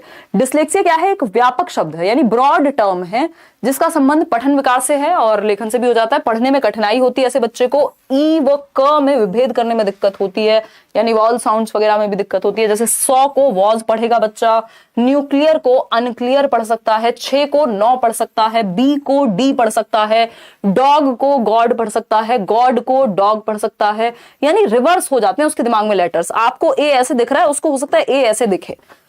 तो जो ब्रेन इमेजिंग है, एक तरह से लेटर्स रिवर्स में काम करते हैं, उसके ब्रेन में जो प्रोसेसिंग होती है वो रिवर्स हो जाते हैं लेटर्स, या उनका क्रम याद रखने में, अक्षरों का क्रम याद रखने में दिक्कत होती है। जैसे 100 को वॉज, वॉज को 100 पढ़ना, ये सारी चीजें। कोई दिक्कत नहीं प्रतिमा, अब तो भर दीजिए फॉर्म, सोचना कुछ नहीं है, तैयारी करनी है मस्त तरीके से, कोई नहीं देख रहा, ठीक देखेगा तो उसमें आप कर भी क्या लोगे। तो अब तो आपको फॉर्म भर ही देना चाहिए शांति से।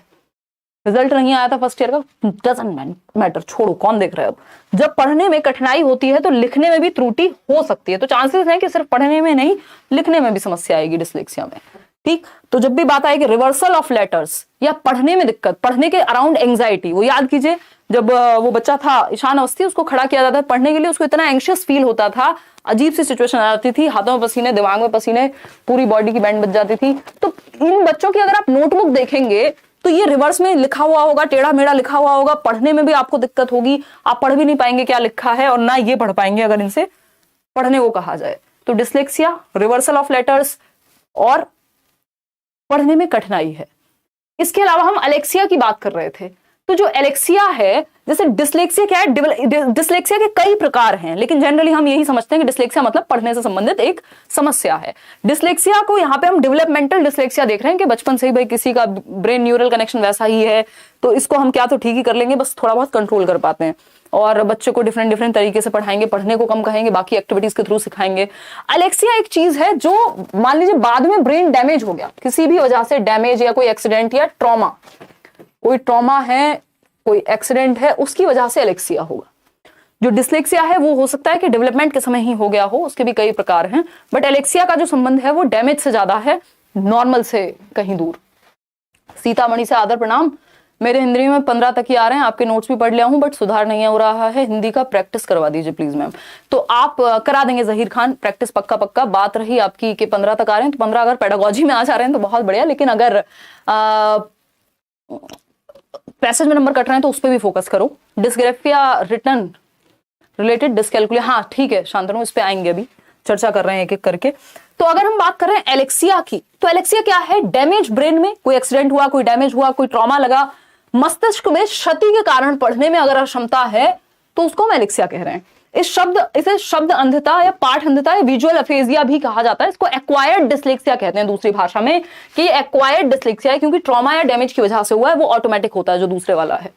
एलेक्सिया के कारण अफेजिया एवं डिस्ग्राफिया, यानी समझने में भी भाषा को दिक्कत हो सकती है और लिखने में भी। डिस्ग्राफिया क्या है? लिखने से संबंधित, अभी आएंगे। इस तरह की क्षमताएं भी होती है। यानी इसका मतलब क्या हुआ, हमेशा जरूरी नहीं है जिसको एलेक्सिया उसको डिस्ग्राफिया भी होगा, उसको अफेजिया भी होगा, बट हो सकता है। तो इनको कहते हैं सेकेंडरी डिसेबिलिटीज बन जाती हैं। यदि बच्चे को सही समय पे पहचान ना हो कि उसको कोई दिक्कत है, तो और भी सेकेंडरी डिसेबिलिटीज उसके अंदर जनरेट होने की आशंका बढ़ जाती है। तो इसलिए जरूरी है कि हम टाइम पे आइडेंटिफाई करके उसके साथ वैसे ही डील करें। तो डिस्लेक्सिया पे हम चिंतन कर चुके हैं कि बच्चा रिवर्स में पढ़ेगा, बी को डी, 6 को 9, ये सब। अब एक चीज आती है अप्रेक्सिया। अप्रेक्सिया या डिस्प्रेक्सिया। तो अप्रेक्सिया बेसिकली होता है कि जिसमें संभावना ही नहीं बची है कि थोड़ा बहुत भी कुछ चेंज हो सकता है, परमानेंटली डैमेज है। डिस्प्रेक्सिया में थोड़ा बहुत बदलाव करके कुछ सुधार संभव होता है। अप्रेक्सिया जो है डैमेज की वजह से ज्यादा होता है, और वो न्यूरल कनेक्शन की वजह से। जो ए वाले हैं वो ज्यादातर लॉन्ग रन वाली इश्यूज हैं, या मतलब कहें कि परमानेंट जैसे ही हैं। परमानेंट तो ये लगभग सारे हैं, इनको पूरी तरह से ठीक करवाना तो संभव नहीं होता, बट इनको कंट्रोल करना और मुश्किल है। जो ए वाले जितने भी लिखे हुए हैं, मेरा आंसर सही नहीं हो पा रहा है, मैं क्या करूं? 68 सही हो पा रहा है। वंदना सेशन में आइए परसों, बताइए किस क्षेत्र में दिक्कत है, किस तरह के क्वेश्चंस गलत हो रहे हैं, ईवीएस में गलती हो रही है, किस क्षेत्र में गलती हो रही है, ठीक। और इस टाइम पे नंबर से ज्यादा फोकस करिए, जितना हो सके पढ़ें, दिमाग में उसको रखें और पेपर में दे करके आए। अब उन लोगों को मॉक टेस्ट नहीं लगाने चाहिए जिनको डर है कि पता नहीं क्या ही होगा। डर मतलब ऐसा डर कि हमने पढ़ा नहीं है, ज्यादा नंबर कम आ रहे हैं, तो अब आप उसको छोड़ के पढ़ने पे ही फोकस कर लीजिए। जितने आने होंगे पेपर में आ जाएंगे फिर, और ज्यादातर चांसेस हैं कि आप अगर डरे कम तो नंबर ज्यादा ही आएंगे। अप्रेक्सिया की बात करते हैं। यह एक ऐसा शारीरिक विकार है जिसके कारण व्यक्ति मांसपेशियों के संचालन से संबंध सूक्ष्म गतिक कौशल, यानी जो आपकी फाइन मोटर स्किल्स हैं, जैसे लिखना, टहलना, बोलना, सूक्ष्म गतिक कौशल, फाइन मोटर स्किल्स, जिसमें लिखना हो सकता है, ड्रॉ करना, बोलने में दिक्कत हो सकती है, भाषा को समझने में दिक्कत हो सकती है, फाइन ग्रॉस सब में हो सकती है। यह मस्तिष्क के सेरेब्रम में क्षति के कारण होता है। यानी सेरेब्रम जो एक बड़ा सा पार्ट है आपके ब्रेन का, उसमें यदि क्षति है, डैमेज है, तो ऐसा हो सकता है। अप्रेक्सिया से ज्यादा जरूरी है डिस्प्रेक्सिया, क्योंकि अप्रेक्सिया रेयर ही कभी सीटेट में पूछा गया है, बट ये टाइप है जो पता होने चाहिए थोड़े से। डिस्प्रेक्सिया की अगर हम बात करें, बात वही है, इसको आप समझेंगे कि लैंग्वेज कॉम्प्रिहेंशन डिसऑर्डर है। इसको ऐसे लिखेंगे, लैंग्वेज कॉम्प्रिहेंशन डिसऑर्डर है, यानी भाषा को समझने में कठिनाई। यानी मैं अभी जो बोल रही हूं, अगर किसी को वो सुन करके समझने में भी दिक्कत हो रही है और अपनी बात कहने में भी दिक्कत हो रही है, तो डिस्प्रेक्सिया जिसको होगा उसको ज्यादा समस्या होगी बाकी लोगों से। तो लैंग्वेज कॉम्प्रिहेंशन यानी भाषा को समझने से संबंधित विकार है अप्रेक्सिया या डिस्प्रेक्सिया। मस्तिष्क में क्षति के कारण हो सकता है कि भाषा को समझने में ब्रेन का कोई एक हिस्सा उस तरह से प्रभावित है, भाषा समझने में दिक्कत हो। तो ये लैंग्वेज कॉम्प्रिहेंशन से कि बच्चा बोलकर ना तो समझा पा रहा है ठीक से, ना समझ पा रहा है अगर कोई और बोले। बस इतना ध्यान रखना, चाहे अप्रेक्सिया लिखा हो, डिस्प्रेक्सिया लिखना हो, दोनों के बीच बहुत ज्यादा अंतर में घुसना नहीं है, जरूरत नहीं है उस चीज की। देखिएगा, अगर हम बात करते हैं हाथ एवं आंखों के बीच समन्वय व संतुलन स्थापित नहीं कर पाता, यानी ऐसा भी हो सकता है अप्रेक्सिया में कि आंखें और जो पेन है यानी फाइन मोटर स्किल्स हैं और जो कोऑर्डिनेशन है आंखों का और उंगलियों का हाथों की, वो ठीक से कोऑर्डिनेट ना हो पाए तो लिखने तक में दिक्कत आ सकती है। जो आपका नर्वस सिस्टम है वो भी इससे अफेक्ट हो सकता है, तो बाद में और भी डिसेबिलिटीज की संभावना बढ़ जाती है। ठीक है, अब आते हैं हम अफेजिया डिस्फेजिया हमने कर लिए हैं, डिस्ग्राफिया पे आते हैं। डिस्ग्राफिया की जब हम बात कर रहे हैं तो ग्राफ का मतलब ही है लिखने से संबंधित, writing related problem, writing related है ये। ग्राफ का मतलब ही है लिखने से संबंधित। गर्मी लग रही है बहुत ही तेज, तो 1 मिनट दीजिएगा। एसी चला दें? तुम्हें गर्मी नहीं लग रही? अच्छा, कोने में बैठी हो ना तुम, सारी लाइट्स तो हमारे लिए छोड़ दी हैं। देखिएगा, बहुत ही बढ़िया। अभी हम सीसी वीसी सब कर लेंगे, डोंट वरी। क्लास थोड़ी हमारी लेट होती है बट आप अगले दिन भी देख सकते हैं। डिस्ग्राफिया की जब हम बात कर रहे हैं तो डिस्ग्राफिया क्या है? लेखन संबंधी विकार है, राइटिंग। ग्राफ का मतलब ही है राइटिंग रिलेटेड प्रॉब्लम, ठीक से नहीं लिख पाता बच्चा। इनकी जो राइटिंग होती है वो इलेजिबल होती है, यानी पढ़ने योग्य नहीं होती। एक होती है लेजिबल राइटिंग जिसको आप पढ़ने योग्य है, पढ़ सकते हैं, जैसे मैं अभी लिखने का प्रयास कर रही हूँ। कुछ लोगों को ये भी इलेजिबल लग सकती है, यानी अगर आप इनकी नोटबुक उठा के देखेंगे पढ़ नहीं पाएंगे। लिखा क्या है बस इन्हीं को पता है। डॉक्टर्स की राइटिंग भी लगभग ऐसी ही होती है बट उनको कोई डिस्ग्राफिया नहीं होता, वो उनका स्टाइल है बाबूराव वाला। ठीक, तो हम ये कहेंगे लेजिबल नहीं होती, इनकी जो राइटिंग होती है वो इलेजिबल होती है, पढ़ने योग्य नहीं होती, है ना। तो लेजिबल तो नहीं होती, ये कह सकते हैं हम। क्लियर बात है ये या नहीं? कहाँ की है कल्पना? अच्छा, एक और कोशिश कीजिएगा कि जो आप सीटेट की वेबसाइट से आंसर की वगैरह निकाल करके उन्हीं सेट्स को करें। पता चले कहीं कोई गलती हो, कुछ और सेट टेढ़ा मेढ़ा बनाया हुआ है और आप अपने आप पे शक किए जा रहे हैं। ठीक, हाथ हथेली अंगुलियों के संबंधी गड़बड़ियां भी हो सकती हैं कि कोऑर्डिनेट ही ना कर पा रहे हो हाथ, तब भी तो लिखने में समस्या हो सकती है ना। मस्तिष्क संबंधी भी कुछ गड़बड़ियां हो सकती हैं बट इनका एग्जैक्ट पता लगाना उतना संभव नहीं होता। तो लेखन संबंधी जो प्रक्रिया है वो डिस्ग्राफिया है। डिसकैलकुलिया यानी कैलकुलेशन संबंधी विकार। कैलकुलेशन तो हम समझते हैं, कैलकुलिया मतलब कैलकुलेशन। कहाँ होगा? मैथ्स में ही होगा कैलकुलेशन, हिंदी में तो नहीं करोगे। ठीक, तो अगर हम बात करें गणित, अंक गणित यानी अर्थमेटिक वगैरह समझने में कठिनाई होगी ऐसे बच्चे को, न्यूमलेक्सिया भी कहा जाता है इसको, और क्योंकि नंबर से रिलेटेड प्रॉब्लम है, डिसफंक्शन रिलेटेड टू नंबर्स। न्यूम का मतलब ही क्या है? नंबर्स। तो मान लीजिए बच्चे को वो 69 और 29 को एडिशन के लिए लिखा था बट वो एडिशन उसको गुणा जैसा लग रहा है, या इस तरह की और भी समस्याएं, कैलकुलेशन रिलेटेड समस्याएं बच्चे के सामने आती हैं। आगे बढ़े, समझे। डिस्थीमिया एक चीज है, इसको बस आप ऐसे ही समझ लेंगे क्योंकि सीटेट के लेवल से तो मतलब भरोसा तो खैर अब इनका कुछ भी नहीं है क्योंकि ये आता तो सिलेबस के ही अंदर है बट डायरेक्टली पूछा नहीं है कभी। डिस्थीमिया क्या है? गंभीर तनाव, काइंड ऑफ अ डिप्रेशन कह सकते हो, कि सब कुछ उजड़ा उजड़ा लग रहा है आपको। एक चीज होती है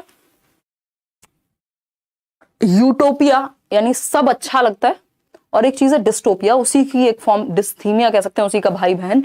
कि गंभीर तनाव की स्थिति है, व्यक्ति की मन स्थिति हमेशा निम्न रहती है, बहुत ही लो महसूस करेगा, अधिकम प्रभावित होगा क्योंकि उसको अच्छा या ठीक महसूस वो अपने आप में कर ही नहीं पा रहा। ये है डिस्थीमिया। डिसमॉर्फिया एक चीज होती है, मॉर्फिया मतलब अपने ही शरीर की बनावट या जो फिगर है बॉडी का वो उसको अजीब सा नजर आएगा। ये है डिसमॉर्फिया के लक्षण, शरीर उसको अजीब लगता है। एक चीज है जो इंक्लूसिव एजुकेशन से ही संबंधित है, बाला, नॉट शैतान का साला बट इट्स बाला। ठीक, तो बदतमीजी नहीं करनी है। तो बेसिकली याद रखने में आसानी होती है ये सब चीजें सुन के। तो जीशान शेख क्या कह रहे हैं पहले इनकी सुन ले। मैम मैं पढ़ रहा हूँ बार बार पर मॉक टेस्ट देने में डर लग रहा है, हेल्प करें। तो डर के आगे क्या होती है? जीत होती है। तो एक बार दे के भी देख लो, कोई बात नहीं, क्या होगा, है ना। एक बार तो देख ही लेना है मॉक टेस्ट भी, तो देख लो, इसमें क्या दिक्कत है। देखिए, तो अगर हम बात करें बाला की, तो बाला पेपर में पूछा था और ईवीएस के सेक्शन में भी पूछा जा चुका है, जबकि ये इंक्लूसिव एजुकेशन का हिस्सा है। तो इंक्लूसिव एजुकेशन तो किसी भी सब्जेक्ट में सीटेट में पूछी जा सकती है।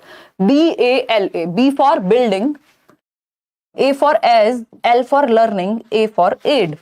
ठीक, तो बाला क्या है? बिल्डिंग एज लर्निंग एड, यानी जो आपकी स्कूल की, आपके इंस्टीट्यूशन की बिल्डिंग है उसको लर्निंग एड के रूप में यूज कर रहे हैं। एड क्या होता है? सहायक सामग्री जिसको हम कहते हैं। जैसे टीचिंग एड क्या हो सकता है? आप कोई पिक्चर दिखा दें, है ना, कोई चार्ट ले जाएं बना करके, कोई मॉडल ले जाएं क्लास में।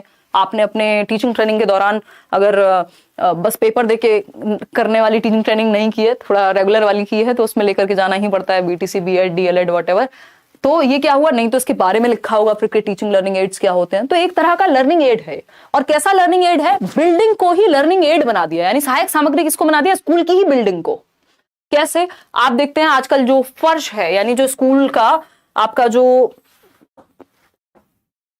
फ्लोर है उसको ही यूज कर दिया, उस पर गिनतियां लिखी हुई हैं, सांप सीढ़ियां खेल रहे हैं बच्चे। तो बिल्डिंग को ही आप एक लर्निंग एड के रूप में यूज कर रहे हैं। आप पेपर देने जाते हैं, कई लोगों के साथ ये होता है, सेंटर पे क्लासरूम में अगर स्कूल में किसी सेंटर पड़ा हुआ है तो आपको भारत का मानचित्र बना हुआ मिल जाएगा दीवार पे, तो कई लोग तो वहीं से टेप देते हैं अगर कोई क्वेश्चन आ रहा हो तो। बिल्डिंग एज लर्निंग एड, यानी बिल्डिंग से बच्चा सीख रहा है, अगर वो आसपास बिल्डिंग के नजर मारे तो उसको बहुत कुछ सीखने को मिल जाएगा।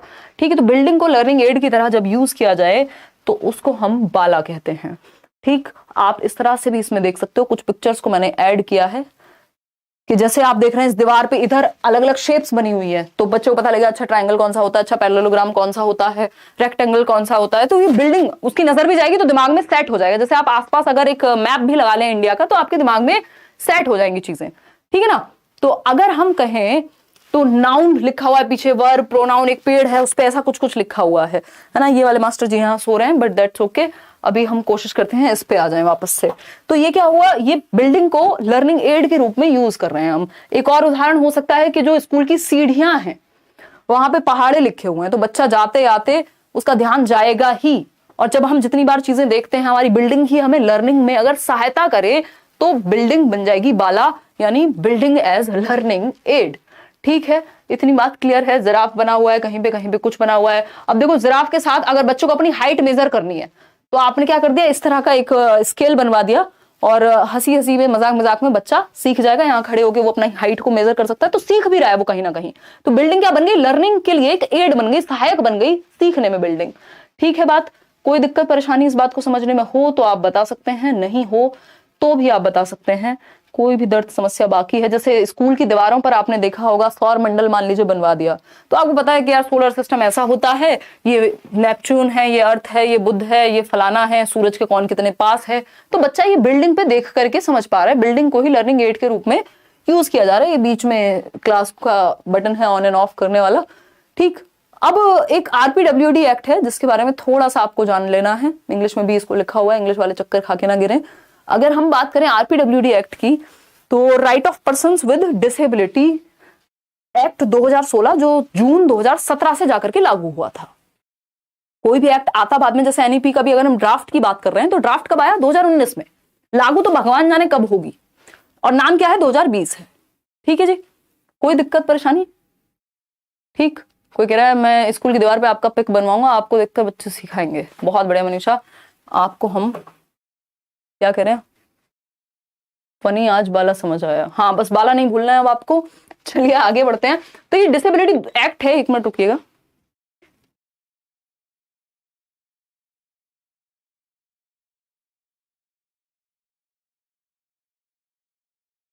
कॉफी आ रही है तुम्हारी? नहीं पियो पियो, शुगर पियो, भर के उसमें चीनी पी लो, घर में बना लो, कोई बात नहीं। गन्ना मिल भेज देते हैं तुम्हें, वहां से डायरेक्ट खा लेना ना। देखो एक बार अगर हम बात करें, देखिएगा, देखो 10th के परसेंटेज की बात नहीं की है केवीएस वाले एग्जाम में, 12th की बात की है।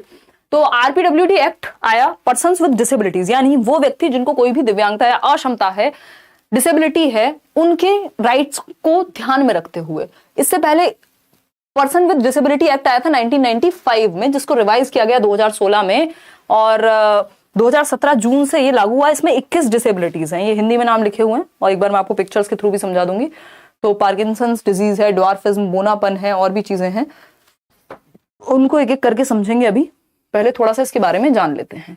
अभी कुछ चीजें हैं जो इस एक्ट में बात हुई है। ये कितनी बातें हैं, 6 बातें हैं जिन पे चर्चा इस एक्ट के तहत हुई है, आपको पता होना ही चाहिए। ठीक है जी। अगर हम बात करें तो ये पीडब्ल्यूडी एक्ट हुआ करता था एक जमाने में, 1995 में। ठीक, जब आप छोटे बच्चे या बच्ची थे। ठीक, 7 डिसेबिलिटी थी कि भाई जो पर्सन्स विद डिसेबिलिटी है उनके भी तो अधिकार हैं इधर उधर जाने के, इक्वल अपॉर्चुनिटी के, एजुकेशन के। तो उनके भी अधिकार है उनका भी कि वो भी शादी कर सकें, बच्चे कर सकें, या फिर प्रॉपर्टीज वो ओन कर सकें, उनका एक अधिकार है ये। ठीक, बहुत सारे ऐसे अधिकारों पे चर्चा हुई। तो पर्सन्स विद डिसेबिलिटीज एक्ट आया 1995 में, 7 डिसेबिलिटी थी। अब इसको रिफॉर्म की जरूरत पड़ी। एक तो हमारे यहाँ जमानों बाद रिफॉर्म्स होते हैं, बदलाव की जरूरत होती है, चेंजेस टाइम टू टाइम आते हैं, किसी भी पॉलिसी में किसी भी व्यक्ति में कमियां होती हैं, उसको ठीक किया जा सकता है over the period of time. तो आरपीडब्ल्यूडी एक्ट 2016 में ये अपडेट हुआ, और 2016 में तो इसका नाम बन गया right of persons with disabilities. ठीक है, इसमें 14 डिसेबिलिटीज ऐड हो गई और टोटल डिसेबिलिटीज 21 डिसेबिलिटी हो गई इसमें, और अभी इसमें नोटिफिकेशन लगा करके और डिसेबिलिटीज को ऐड किया जा सकता है। 2017 में सोशल जस्टिस एंड वेलफेयर वाली जो मिनिस्ट्री है उसके तहत ये पास हुआ था, और 2017 में जून से ये लागू हुआ। अब ये कुछ कुछ चीजों के बारे में बात करता है आरपीडब्ल्यूडी एक्ट। जैसे 1995 वाले एक्ट में एक्सेसिबिलिटी की बात नहीं हुई थी, बट इसमें हुई थी। एक्सेसिबिलिटी क्या है, एक डिसेबल्ड व्यक्ति कहीं भी आ जाए या आ जा सकता है, पब्लिक जो ट्रांसपोर्ट वगैरह है, चाहे वो मेट्रो है, हॉस्पिटल्स है, वहां लिफ्ट या फिर व्हील चेयर या फिर रैंप वगैरह का इस्तेमाल होने की संभावना पूरी पूरी होनी चाहिए, वहां व्यवस्था होनी चाहिए बेसिकली कि वो डिसेबल्ड फ्रेंडली जगह बन पाए, एक्सेसिबिलिटी हर जगह पर ये लोग आ पाए जा पाए जिनको कोई भी समस्या है। I am Devyani, KVS PRT form fill करते वक्त सब्जेक्ट पूछ रहा था तो उसमें क्या फिल करना है। मैंने डीएलएड किया हुआ है और डीएलएड में 10 सब्जेक्ट हैं, भर दो सब, मेरे को भी याद आ रहा है थोड़ा थोड़ा, जो जो सब्जेक्ट उसमें आ सकते हैं शॉर्ट फॉर्म में लिख दो। बाकी एक बार मैं चेक भी कर लूंगी, शायद मेरी एक कजन है उसका भी मैसेज आया हुआ था सेम चीज को लेके, तो मैं एक बार चेक भी कर लूंगी। नहीं तो शॉर्ट में अगर लिख सकते हो, जैसे होता है ना वर्क एजुकेशन है तो वर्क एजुकेशन WE लिख देते हैं या कुछ कुछ इस तरह से लिख सकते हो, अगर कोई और ऑप्शन नहीं है तो। Disabled friendly access to all public buildings, hospitals, modes of transport, polling stations, यानी डिसेबल्ड फ्रेंडली एक्सेस हो, यानी एक्सेसिबिलिटी मतलब सब जगह जा पाए। पाथ ब्रेकिंग फीचर क्या है इस एक्ट का, कि जो रिजर्वेशन है उसको बढ़ाया गया गवर्नमेंट जॉब्स में, यदि आप मोर देन 40% डिसेबिलिटी रखते हैं तो आपके पास एक सर्टिफिकेट होगा, और 3% जॉब्स को पहले सिक्योर किया जाता था डिसेबल्ड लोगों के लिए, अभी 4% कर दिया गया उसको बढ़ा करके इस एक्ट के तहत। तो रिजर्वेशन बढ़ा, 3 से 4% बढ़ करके रिजर्वेशन गवर्नमेंट जॉब्स में हो गया। Persons with at least 40% of a disability are entitled to certain benefits, यानी मान लीजिए आपको देखने में दिक्कत है लेकिन वो दिक्कत जो है मोर देन 40% होगी, तब जाकर के आप आरपीडब्ल्यूडी एक्ट के तहत आएंगे, या आपके अंदर उस डिसेबिलिटी को, आप जितने भी बेनिफिट्स हैं इसके अंदर वो ले पाएगा एक व्यक्ति, क्योंकि मोर देन 40% डिसेबिलिटी है तो यानी दिक्कत ज्यादा होगी। Violation of any provision of the act is punishable, यानी दंड मिलेगा यदि आप इस एक्ट का पालन नहीं करते हैं। New disabilities can be added by notification. तो ये छोटी छोटी बट मोटी बातें थी जो आपके लिए जरूरी है इस एक्ट के बारे में जानना। अगर आप 1995 के एक्ट की बात करेंगे तो ये 7 डिसेबिलिटीज में दुनिया समाहित हो गई थी, कि ब्लाइंडनेस था, लो विजन था, लेप्रोसी क्योर्ड, जो मिर्गी वाली जो समस्या है, हियरिंग इंपेयर्ड लोग थे, लोकोमोटर जिसको चलने फिरने में दिक्कत होती है, मेंटल रिटार्डेशन MR जिनको हम कहते हैं कि बिल्कुल IQ जो है 25 वाली स्थिति पे है, या मेंटल इलनेस की समस्या है। तो ये सारे 7 चीजें थी सिर्फ 1995 में, लेकिन ये 2016 वाले एक्ट में 21 डिसेबिलिटीज शामिल हैं, जिसमें आप देख रहे हैं कि स्पीच से लेके थैलेसीमिया, हीमोफीलिया जो ब्लड रिलेटेड प्रॉब्लम है, ड्वार्फिज्म, बोनापन, acid attack victims, Parkinson's disease, low vision, blindness, autism spectrum disorder. Autism में क्या होता है कि बच्चा एक समय पर ज्यादा देर तक बेसिकली वो सोशली बहुत ज्यादा घुल मिल नहीं पाता, रिपीटेटिव बिहेवियर करता है, अगर सराउंडिंग में थोड़ा बहुत भी चेंज हो तो परेशान हो जाएगा। ये सारी चीजें ऑटिज्म में होती हैं। अब अगर आप इन डिसेबिलिटीज को एक बार ये PDF अगर नहीं शेयर किए तो मैं कर दूंगी। वैसे केवीएस पीआरटी सीटेट 2022 वालों को इक्विटी मिलनी चाहिए। शांतु नहीं है तो जिद वाली बात ज्यादा है यहाँ पे, क्योंकि ऐसा एक ही बार हुआ है आज तक और उसमें भी इनकी अपनी गलती थी। अब ये साफ साफ कह देंगे भैया तुम तो अपनी बीएड वगैरह कर ही रहे हो ना टाइम से, तो इसमें हमारी क्या गलती अगर आप अपीयरिंग में हो तो, है ना। खैर इक्विटी ऐसे देखा जाए तो बहुत कुछ होना चाहिए, फिर कोरोना वालों को भी 2 साल मिलने चाहिए। देखिए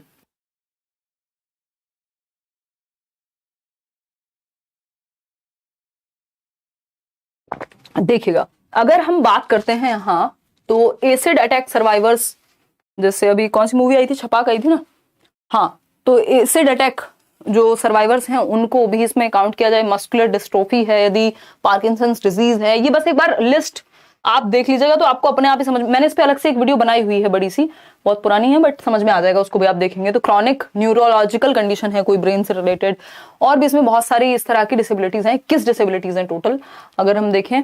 स्लेरोसिस है, इंटेलेक्चुअल डिसेबिलिटीज है, ऑटिज्म है, लो विजन है, हियरिंग इंपेयरमेंट है, ड्वार्फिज्म, बोनापन है। आई थिंक 5 फीट से या 4 फीट से कम अगर हाइट है, मैं एक दिन बैच में पढ़ा रही थी तो वो ड्वार्फिज्म में आएगा, बट इतना डिटेल नहीं, बस आपको नाम वगैरह मेन पता है तो सीटेट में काम चल जाएगा, उतने डिटेल में आपको सीटेट के लिए नहीं जाना, ठीक। और RTE एक्ट पे आते हैं, राइट टू एजुकेशन एक्ट, फिर हम पढ़ेंगे NCF और फिर हम अपने अपने घर जाएंगे, नहीं CCE भी पढ़ेंगे हम, और फिर आप अपने अपने घर जा सकते हैं। देखिएगा मतलब कई लोग घर में ही हैं। RTE act 2009, right to education act 2009, शिक्षा का अधिकार अधिनियम 2009, 1 अप्रैल 2010 से ये देश में लागू होता है। अपवाद है JNK, बाद में वहां भी लागू हो जाता है।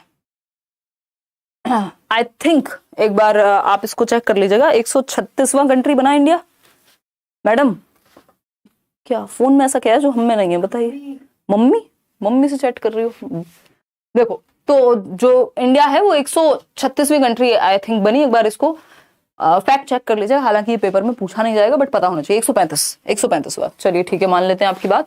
135वां देश, यानी इससे पहले 134 कंट्रीज राइट टू एजुकेशन को लागू कर चुके थे कि भैया बच्चों को एक सर्टेन एज तक, अलग अलग कंट्रीज में ये अलग अलग है कि इतनी फ्री एंड कंपलसरी एजुकेशन मिलनी चाहिए। यानी शिक्षा का अधिकार अधिनियम 2009 में तैयार हुआ, लेकिन जो लागू हुआ वो 1 अप्रैल 2010 को, 2010 को हुआ, नया सेशन शुरू होता है। इसके तहत जो आपका संविधान है, कॉन्स्टिट्यूशन है, उसमें परिवर्तन हुआ, संशोधन हुआ, अमेंडमेंट हुआ। 86वां संविधान संशोधन कहा जाता है 2002 में। 86th अमेंडमेंट, आर्टिकल 21A को इंसर्ट किया गया और आर्टिकल 21A जो है उसने कहा कि निःशुल्क एवं अनिवार्य शिक्षा, यानी फ्री और कंपलसरी एजुकेशन, यानी माँ बाप भी चाहें तो बच्चे के अधिकार को, उसके फ्री और कंपलसरी एजुकेशन लेने से उसको वंचित नहीं कर सकते। कि माँ बाप का मन नहीं किया, नहीं तुम तो अपने दूसरे बच्चों का ध्यान रखो, तो ये नहीं हो सकता कि अपने बहन भाई का ध्यान रखो, वो भी लीगल नहीं है। अगर माँ बाप भी बच्चों को एजुकेशन लेने से रोक रहे हैं तो उसके अधिकार से उसको वंचित कर रहे हैं। ठीक है ना। बिट्टू यादव क्या कह रहे हैं, मैम मेरे टेक्स्ट बुक पर प्रीवियस ईयर पेपर दिया है, उनमें 92, 95, 93 ऐसे मार्क्स आ रहे हैं, क्या मेरा हो जाएगा? पेपर हार्ड तो नहीं आएगा? सीडीपी में 27, 35 मिनट, 16 में 16, ये लास्ट वाली लाइन नहीं समझी मैं बिट्टू यादव। बाकी हाँ ठीक है, मतलब अगर इतना स्कोर आ रहा है तो वो बढ़ेगा बल्कि फाइनल एग्जाम में।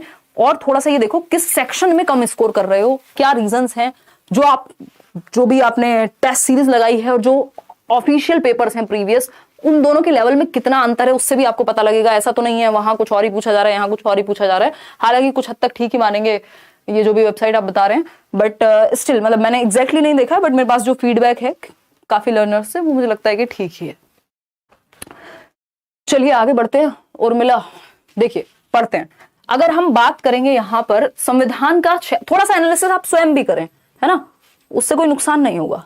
और अगर इतने आ रहे हैं तो आप थोड़ा सा सेक्शन वाइज इंप्रूव कर लीजिए तो बेहतर हो जाएगा। 86वां संविधान संशोधन की अगर हम बात करें 2002 में, तो आर्टिकल 21A के तहत 6 से 14 वर्ष के बच्चों के लिए 6 to 14 ईयर्स ऑफ एज, यानी कक्षा 1 से 5 तक, भाई 6 वर्ष का बच्चा पहली क्लास में बैठेगा तो कक्षा 1 से 8 तक, तो कक्षा 1 से 8 तक ये जो 8 साल की फ्री एजुकेशन है और कंपलसरी एजुकेशन है वो बच्चे को मिलनी चाहिए, क्लास 1 to 8।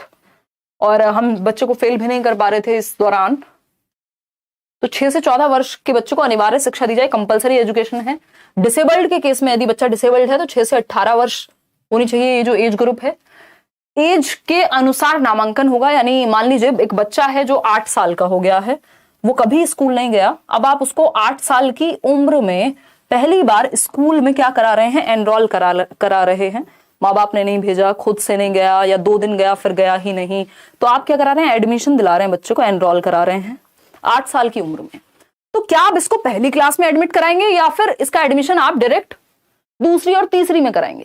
भाई कायदे में तो 3rd क्लास में ये होना चाहिए 8 साल की उम्र के अनुसार। तो अब ये कहता है आरटीई कि एज वाइज होमोजीनियस बन जाएगी क्लास। एज वाइज होमोजीनियस क्या होता है, समरूप बन जाएगी क्लास आयु के अनुसार, क्योंकि आयु के अनुसार एडमिशन होगा क्लास में। अगर मान लीजिए बच्चा 2 साल स्कूल नहीं भी जा पाया तो वो टीचर्स की जिम्मेदारी है, सिस्टम की जिम्मेदारी कि उस तरह से प्रिपेयर कराएं बच्चे को कि वो बाकी की एजुकेशन कवर कर ले, क्योंकि वो कॉग्निटिवली तो मैच्योर हुआ ही है ना, बेशक वो स्कूल नहीं आया उस दौरान, तो एज वाइज, आसपास के एनवायरनमेंट की एक्टिविटी वाइज सीखा तो है ही। तो पुराने को कवर कराना स्कूल की जिम्मेदारी, टीचर की जिम्मेदारी। और साथ में अगर 8 साल में आया है तो डायरेक्ट 3rd में एडमिशन दिलाएंगे, एज वाइज क्लास में एडमिशन होगा, ना कोई टेस्ट लिया जाएगा बच्चे के लिए, ना कोई टीसी मांगी जाएगी, ना कुछ और कहा जाएगा, चुपचाप से एडमिशन कर लेना। किसी का भी अधिकार नहीं है कि बच्चे को किसी भी आधार पे एडमिशन स्कूल में ना दे, ऐसा कहता है आरटीई।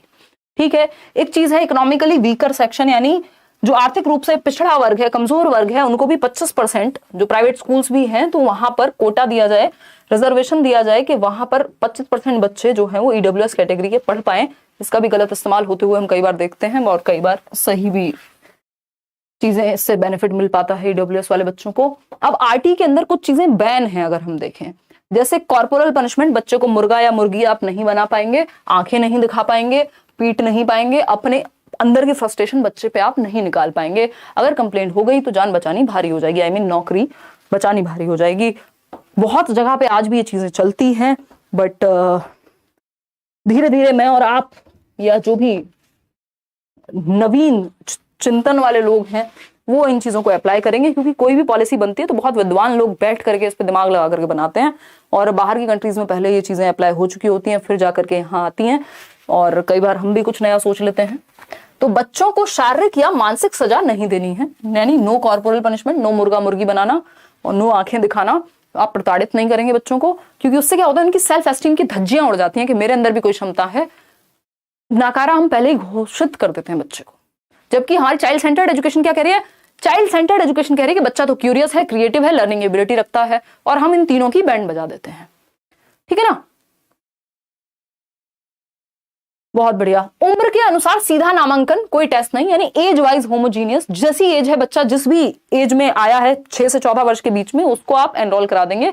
उसको उस एज में, मान लीजिए 14 वर्ष का है तो सीधा 8वीं क्लास में आप एडमिशन कराएंगे। एडमिशन फीस जैसी कोई चीज नहीं है, टेस्ट जैसी कोई चीज नहीं है। जो भी गवर्नमेंट टीचर्स हैं उनको प्राइवेट ट्यूशन में संलग्न नहीं रहना है, इधर उधर से कमाई नहीं करनी है। आधे तो आजकल यूट्यूब पे मिल जाएंगे, है ना, और बहुत ही खुशी खुशी ये बात बताते हुए, बट ये क्या है, गवर्नमेंट टीचर्स को प्राइवेट ट्यूशन या कोई भी ऐसे एक्सटर्नल सोर्स ऑफ इनकम, कोई बहुत ही बेहतर बात इसमें नहीं कही गई है। तो प्राइवेट ट्यूशन नियम के विरुद्ध है।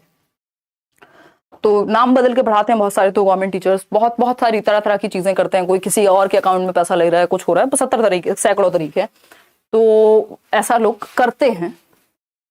बिना मान्यता के स्कूल चलाना मना है, यानी आपका जो स्कूल है वो रिकॉग्नाइज्ड होना चाहिए। तभी आप देखते हैं स्कूल के पीछे लिखा हुआ आपको मिल जाएगा कि सीबीएसई रिकॉग्नाइज्ड है या फिर आईसीएसई, किसी भी बोर्ड से रिकॉग्नाइज होगा प्रॉपर, बिना मान्यता, और आपके जो टीचर्स हैं वो भी सर्टिफाइड होने चाहिए। ठीक है, आगे बढ़िए। हमें मौका मिला था, हम तो कह दिए थे भाई हमको नहीं चाहिए, हमको यूट्यूब से ही कमा लेने, तो हमको नहीं चाहिए सरकार का पैसा। देखिए, अगर हम बात करें, यहाँ पे देखते हैं, अगर हम बात करें तो ये कुछ कुछ चीजों को प्रोहिबिट करता है। वो क्या है समझते हैं। मेरा मैथ्स नहीं हो पा रहा है, प्लीज मैम करियरविल पे हूँ, प्लीज कुछ बता दीजिए। और मिला इतना अच्छा पढ़ाते हैं उदय सर, इतना अच्छा फीडबैक है हमें, जो टॉपर्स भी आते हैं इंटरव्यूज वगैरह में, वो सब बहुत ही प्यारा फीडबैक देते हैं, इवन सभी टीचर्स के बारे में। तो उर्मिला, एक तो मैथ्स पढ़ लीजिए वो 15 नंबर वाला उदय सर से, पेडागोजी मैं करा दूंगी, मतलब अभी मैराथन सेशन आएगा उतना भी कर लेना, या जो सेट कराया हुआ है उसको थोड़ा देख लो तो हो जाएगा, थोड़ा सा एफर्ट मारना पड़ेगा। देखिएगा, आप समझते हैं हम, ये क्या प्रोहिबिट करता है? फिजिकल और मेंटल हैरेसमेंट। बच्चों को आप तंग नहीं करेंगे, कोई स्क्रीनिंग प्रोसीजर नहीं होगा कि माँ बाप का टेस्ट अलग हो रहा है, बच्चे का टेस्ट अलग हो रहा है। ऐसा प्राइवेट स्कूल्स में बहुत जगह पे होता है अभी भी। कैपिटेशन फी, कोई फीस की जरूरत नहीं है, फ्री है, एजुकेशन कंपलसरी है, प्राइवेट ट्यूशन टीचर्स को नहीं देने हैं। Running of school without recognition, तो बिना मान्यता प्राप्त विद्यालयों को बंद हो जाना चाहिए, और अगर क्वालिफाइड टीचर्स नहीं है तो उनको भी टाटा बाय बाय बोल देना चाहिए। अगर हम बात कर रहे हैं, बट यहाँ क्वालिफिकेशन का कोई अंत नहीं है, है ना, हमारा पूरा एजुकेशन सिस्टम हिल जाता है तब जाकर फिर आप कोचिंग्स में आते हैं। अदरवाइज तो ये जो भी आप पढ़ रहे हैं सीटेट के लिए, क्या आपने टीचिंग ट्रेनिंग में नहीं पढ़ा होगा, है ना। और मोस्ट क्वालिफाइड टीचर्स हैं अगर देखा जाए तो, है ना। यहाँ तो एक प्राइमरी का भी अगर कोई नौकरी ले ले 20 साल पहले भी, वो भी कहेगा कि नहीं अब मैं क्वालिफाइड हूँ पढ़ाने के लिए। बट जहां से आप पढ़ के आ रहे हैं अपने इंस्टीट्यूशन से, चाहे वो बीएड है, डीएलएड है, बीटीसी है, अलग अलग तरह के ट्रेनिंग कोर्सेज आप करके आते हैं, वहाँ एमएड से लेके एमफिल तक अलग अलग तरह के प्रोफेसर्स हैं, तो वो भी अपनी जगह कहीं ना कहीं देखा जाए वो सिस्टम फेल हो रहा है कि हम उस तरह की एजुकेशन नहीं दे पा रहे, कि फिर बाद में हमें आकर के कोचिंग्स लेनी पड़ रहे हैं। और कोई एक व्यक्ति सामने निकल करके आ रहा है जो ज्यादा मेहनत हमारे साथ कर पा रहा है उस एग्जाम को लेकर के, हमें ज्यादा अच्छे से चीजें समझा पा रहा है, तो कहीं ना कहीं डिग्रीज और सिस्टम फेल होता है, फिर इस तरह की संस्थाएं निकल करके आती हैं। खैर, आते हैं प्राइवेट स्कूल्स में बीपीएल या below poverty line, economically weaker section 25%। अच्छा, ये याद रखिएगा, प्यूपिल टीचर रेशो जो है 30:1 है, यानी 30 बच्चों पे एक टीचर, ये है प्यूपिल टीचर रेशो, यानी शिक्षार्थी और शिक्षक रेशो जो है, यानी जहां 30 बच्चों की संख्या है तो एक टीचर, 60 बच्चे हैं तो 2 टीचर, 90 बच्चे हैं तो 3 टीचर, अगर 150 बच्चे हैं, 150 से ऊपर हैं, 150 हैं, तो 4 टीचर प्लस एक प्रधानाध्यापक या अध्यापिका, प्रिंसिपल भी होने चाहिए। ठीक है। अगर हम बात करें प्राथमिक स्कूल बच्चे के घर से 1 किलोमीटर के दायरे में, वह उच्च प्राथमिक यानी जो प्राइमरी स्कूल है 1 to 5 का, वो 1 किलोमीटर के आसपास होना चाहिए आपके घर के। जो एलिमेंट्री या मिडिल स्कूल है 6 to 8 के लिए, वो 3 किलोमीटर के दायरे में होना चाहिए। ठीक, 1st to 5th वाला 1 किलोमीटर के दायरे में होना चाहिए। ठीक, यानी ये है बच्चे का घर, बच्चे के घर से 1 किलोमीटर पर होना चाहिए प्राइमरी स्कूल, और 3 किलोमीटर के दायरे में होना चाहिए क्या, middle school 6th to 8th वाला 3 किलोमीटर के दायरे में ये बात कही गई। गवर्नमेंट स्कूल की बात हो रही है यहाँ पे ज्यादातर। अगर हम बात करते हैं आगे बढ़ने की, तो कक्षा 1 से 5 में 200 वर्किंग डेज होने चाहिए, यानी 200 दिन स्कूल खुलना चाहिए। कक्षा 6 से 8 में 220 दिन स्कूल खुलना चाहिए, सारी छुट्टियां वुट्टियां हटा के जो टोटल वर्किंग डेज निकल के आए, एटलीस्ट 220 दिन स्कूल खुले। इसके अलावा अगर हम कह रहे हैं तो ये कहता है 45 घंटे 45 आवर्स एक हफ्ते में काम करना, एक सप्ताह में टीचर को, जिसमें प्रेपरेटरी या लेसन प्लानिंग के घंटे जो हैं वो इंक्लूडेड हैं। ये D+B से लेके सब जगह पे पूछा जा चुका है। प्रेपरेटरी आवर्स जो हैं वो इंक्लूडेड हैं, कहां पर इंक्लूडेड हैं? इन 45 घंटों में एक सप्ताह के हिसाब से लगभग 6 से 7 घंटे जो है एक टीचर को काम करना है एक दिन। चलिए आगे बढ़ते हैं। जो 1st to 5th का टीचर है वो प्राइमरी टीचर कहलाता है। 6th to 10th को हम ट्रेंड ग्रेजुएट टीचर कह देते हैं। 11th 12th के टीचर को हम PGT या लेक्चरर कह देते हैं। ये एक बेसिक अंडरस्टैंडिंग वाली बात है, ये डायरेक्ट पेपर में पूछना पूछे, बट ऐसा कई बार हम घबरा जाते हैं, तो ये एक बेसिक बात हुई। और प्राइमरी लेवल पे 30:1 होना चाहिए, यानी 30 बच्चों पे एक शिक्षक। अगर एलिमेंट्री लेवल है 6th to 8th का तो 35 बच्चों पे, क्योंकि बड़े बच्चे हैं तो ज्यादा बच्चे भी शांत बैठ जाते हैं। जैसे आप तो 22, 23, 35, 32 हजार भी लोग शांति बैठे रहते हैं, ठीक। तो अगर हम बात करें तो ये 6 to 8 के लिए 35:1, प्राइमरी के लिए 1 to 5 के लिए 30:1, 9, 10th सेकेंडरी लेवल है, 11, 12th को सीनियर सेकेंडरी कहते हैं। ये तो एक डिफरेंट तरीके की बात हो गई। अगर बच्चे 150 से ऊपर हैं तो 4 टीचर और 1 प्रिंसिपल होना जरूरी है। NCF पे आ जाते हैं। ये मुख्य बातें थी RTE की। बाकी इसमें 8 सेक्शंस हैं जिनमें अलग अलग बात हुई है, बट वो सब महत्वपूर्ण CLET के लिए नहीं है, आज तक तो पूछे नहीं गए। देखिएगा, अब समझते हैं NCF की कहानी। NCF एक ऐसा डॉक्यूमेंट है, कैसा डॉक्यूमेंट है? एक ऐसा डॉक्यूमेंट है NCF। हंस लो तुम, क्या कह रही हो? पेपर का डॉक्यूमेंट है। निशा कह रही है #निशा का लॉजिक, है ना, दुनिया में अलग एकदम लॉजिक। देखिएगा, तो NCF एक पेपर का डॉक्यूमेंट नहीं है, गवर्नमेंट का डॉक्यूमेंट है। तो अगर हम NCF की बात करें तो ये NCERT का डॉक्यूमेंट है, पेपर का नहीं। पेपर में प्रिंट निकाला गया है बाद में। तो NCF की अगर हम बात करें, NCF 2005 तो एक डॉक्यूमेंट है जिसका फुल फॉर्म होता है नेशनल करिकुलम फ्रेमवर्क, यानी राष्ट्रीय पाठ्यचर्या की रूपरेखा। यानी पूरे देश के लिए, राष्ट्र के लिए करिकुलम का फ्रेमवर्क बनाया जाएगा कि किस तरह की एक्टिविटीज स्कूल में होनी चाहिए, कौन से सब्जेक्ट्स को पढ़ाया जाना चाहिए, कौन से सब्जेक्ट्स पे फोकस किया जाना चाहिए, किस तरह से पढ़ाया जाना चाहिए, पीस एजुकेशन होनी चाहिए, मैथ्स होनी चाहिए, ये होना चाहिए, वो होना चाहिए। दुनिया भर की रिकमेंडेशंस इसमें हैं। सेंट्रल स्कूल में direct admission refer to as क्यों नहीं होता? अरे बहुत ड्रामे शांतनु, हम असफल हो जाते हैं एज अ सिस्टम और एज सिटीजन्स, जो चीजें डॉक्यूमेंट्स में होती हैं उनको इम्प्लीमेंट करने में। तभी तो आप देख रहे हैं ना 3 लैंग्वेज फॉर्मूला। अभी एक वाकया याद आ गया बट बता नहीं सकती।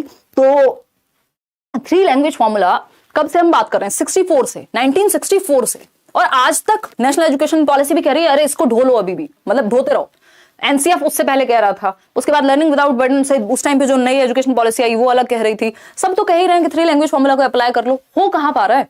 तो कुछ हद तक हो पा रहे हैं, कुछ हद तक नहीं हो पा रहा। बहुत बड़ा देश है, बहुत सारी विभिन्नताएं हैं, तो वो धीरे धीरे जाके कहीं अप्लाई हो पाती हैं चीजें। तो NCF 2005 की अगर हम बात करें तो बहुत सारी तो ऐसी बातें हैं नेशनल एजुकेशन पॉलिसी 2020 में जो जमानों से कह रहे हैं हम कि कर लो, बट हो नहीं पा रहे। तो NCF 2005 एक डॉक्यूमेंट है जिसको NCERT ने प्रिपेयर किया। National council for educational research and training, 1963, Delhi में हेडक्वार्टर है, जो एजुकेशन में रिसर्च और ट्रेनिंग के लिए एक काउंसिल है। NCERT हम सभी जानते हैं, किताबें पढ़ते हैं आप NCERT की, ऑथेंटिक बुक्स होती हैं एकदम।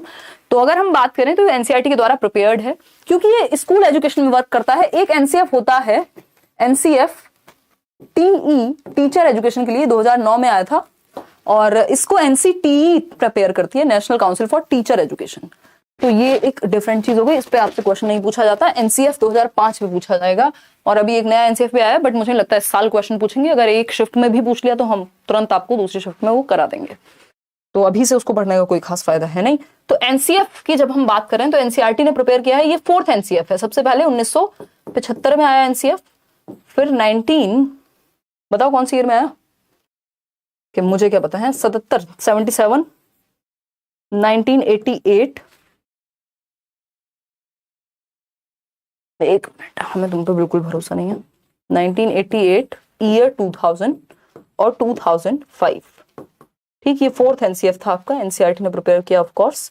तो 1975 में आया, फिर 1988 में आया, फिर ईयर 2000 में आया और ईयर 2005 में आया। तो हम 2005 जो इसी को अभी तक हम फॉलो कर रहे हैं लगभग हर जगह। तो ये हमें ध्यान रखना है, 4th एनसीएफ है, एनसीईआरटी के द्वारा प्रिपेयर्ड है। 22 भाषाओं में इसका ट्रांसलेशन हुआ, यानी जो 22 भाषाएं हैं, 22 लैंग्वेजेस हैं, उनमें इसको ट्रांसलेट करके अलग अलग तरीके से हम एजुकेशन सिस्टम में परिवर्तन ला पाए, करिकुलम उस तरह से डिजाइन कर पाए। प्रोफेसर यशपाल, इसके लिए एक कमेटी बनाई गई थी जिसको नेशनल स्टीयरिंग कमेटी कहते हैं। प्रोफेसर यशपाल की अध्यक्षता में, चेयरपर्सन थे इसके कौन? प्रोफेसर यशपाल। ठीक है, चेयरमैन कहने से बचेंगे, जेंडर बायसनेस हो जाएगी। एनसीएफ 2005 को प्रोफेसर यशपाल की अध्यक्षता में तैयार किया गया। एक कमेटी थी, अगेन नेशनल स्टीयरिंग कमेटी, उसके ये हेड थे, नेशनल स्टीयरिंग कमेटी। और इसमें एक बात होती है, मैंने अलग से अगर एक सेशन लिया हुआ होगा इस पे, एक बार देखना। रविन्द्रनाथ टैगोर का एक एस्से था जिसपे ये पूरा बेस किया गया। फिर एक रिपोर्ट आई थी 1992-93 में, लर्निंग विदाउट बर्डन, यानी शिक्षा बिना बोझ के, उससे भी प्रभावित हुआ ये। 8वीं अनुसूची में जो हमारी 8th शेड्यूल है कॉन्स्टिट्यूशन का, उसमें 22 भाषाएं हैं, 22 की 22 भाषाओं में इसको ट्रांसलेट किया गया। इसमें कहा गया कि जो पाठ्य पुस्तक केंद्रित ना होकर, यानी टेक्स्ट बुक सेंटर्ड ना हो, जो लर्निंग है टेक्स्ट बुक को सब कुछ ना माने, एक्टिविटीज डिफरेंट तरीके होने चाहिए। जो लर्निंग है वो चाइल्ड सेंटर्ड होनी चाहिए। चाइल्ड सेंटर्ड का मतलब क्या है? जहां टीचर भी एक्टिव है, जहां बच्चा भी एक्टिव है। जग और मग मॉडल को फॉलो ना करे। जग एंड मग क्या होता है भाई? कि जग एक बड़ा सा टीचर है और मग एक छोटा सा बच्चा है जिसमें भर देंगे आप सब कुछ, जो मैं चाइल्ड सेंटर्ड एजुकेशन में आपको दिखाती हूँ, वो नहीं होना चाहिए। टीचर और बच्चे दोनों मिल करके एक्टिविटी करके, पैसिव कोई नहीं है, एक्टिव हैं और लर्निंग को क्रिएट कर रहे हैं, ये कहता है एनसीएफ। इस पे क्वेश्चन आ चुका है कि किस पे बेस्ड है? कंस्ट्रक्टिविज्म पे बेस्ड है। 2018 दिसंबर में सीटेट में क्वेश्चन इस पे आया था। ठीक है, सीटेट के फॉर्म में साइन और पिक में करेक्शन मांगा था, वो मैंने कर दिया था। ये क्लियर क्या होगा, कब अप्रूव होगा वो मानेंगे या नहीं। और प्लीज बेस्ट विशेस तो है ही साहिबा, एक बार वो ओपन करके देख लो ना एप्लीकेशन, या कुछ अगर आपको रिजेक्शन मिला है, कोई मेल आया है, नहीं तो इनको मेल कर दो, इन्होंने एक ईमेल आईडी दिया हुआ है सीबीएसई वालों ने, जाके विजिट कर लो। ये आपके एंड में थोड़ी सी जिम्मेदारी बन जाएगी इस चीज की। अगर फेल नहीं हुआ है तो फिर तो हो ही जाएगा। एनसीएफ 2005 में रचनावाद की समझ प्राप्त होती है, बेस्ड है किस पे? कंस्ट्रक्टिविज्म पे, रचनावाद पे। वही रचनावाद जिसको पियाजे और वाइगोस्की बिलोंग करते हैं, ब्रूनर बिलोंग करते हैं, यानी जो बच्चे को एक्टिव रखने पे फोकस करता है। यानी बच्चा क्या है? सक्रिय है, ज्ञान का निर्माता है ना। सोसाइटी हो या पियाजे के अनुसार फिजिकल एनवायरनमेंट हो, नॉलेज को कंस्ट्रक्ट कर सकता है। टीचर क्या है? फैसिलिटेटर है, सुविधा दाता है ना। टीचर वो नहीं है, एक गार्डनर की तरह है जो फैसिलिटेट करे, जहां जरूरत हो वो अवेलेबल हो, बच्चों को बूस्ट करे। टीचर भी एक्टिव, बच्चा भी एक्टिव। ऐसा नहीं टीचर का रोल नहीं है, टीचर का क्या रोल है? फैसिलिटेटर का, सुविधा दाता का।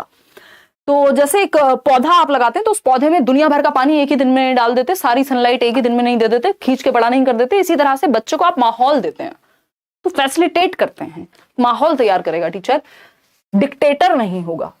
अंग्रेजी सिखाने का उद्देश्य बहुभाषावाद होना चाहिए, यानी मल्टीलिंगुअलिज्म। एक मल्टीलिंगुअल कंट्री में अगर हम बात करें तो लैंग्वेज, इंग्लिश क्या है? एक ग्लोबल लैंग्वेज है, ऐसा हम कह रहे हैं।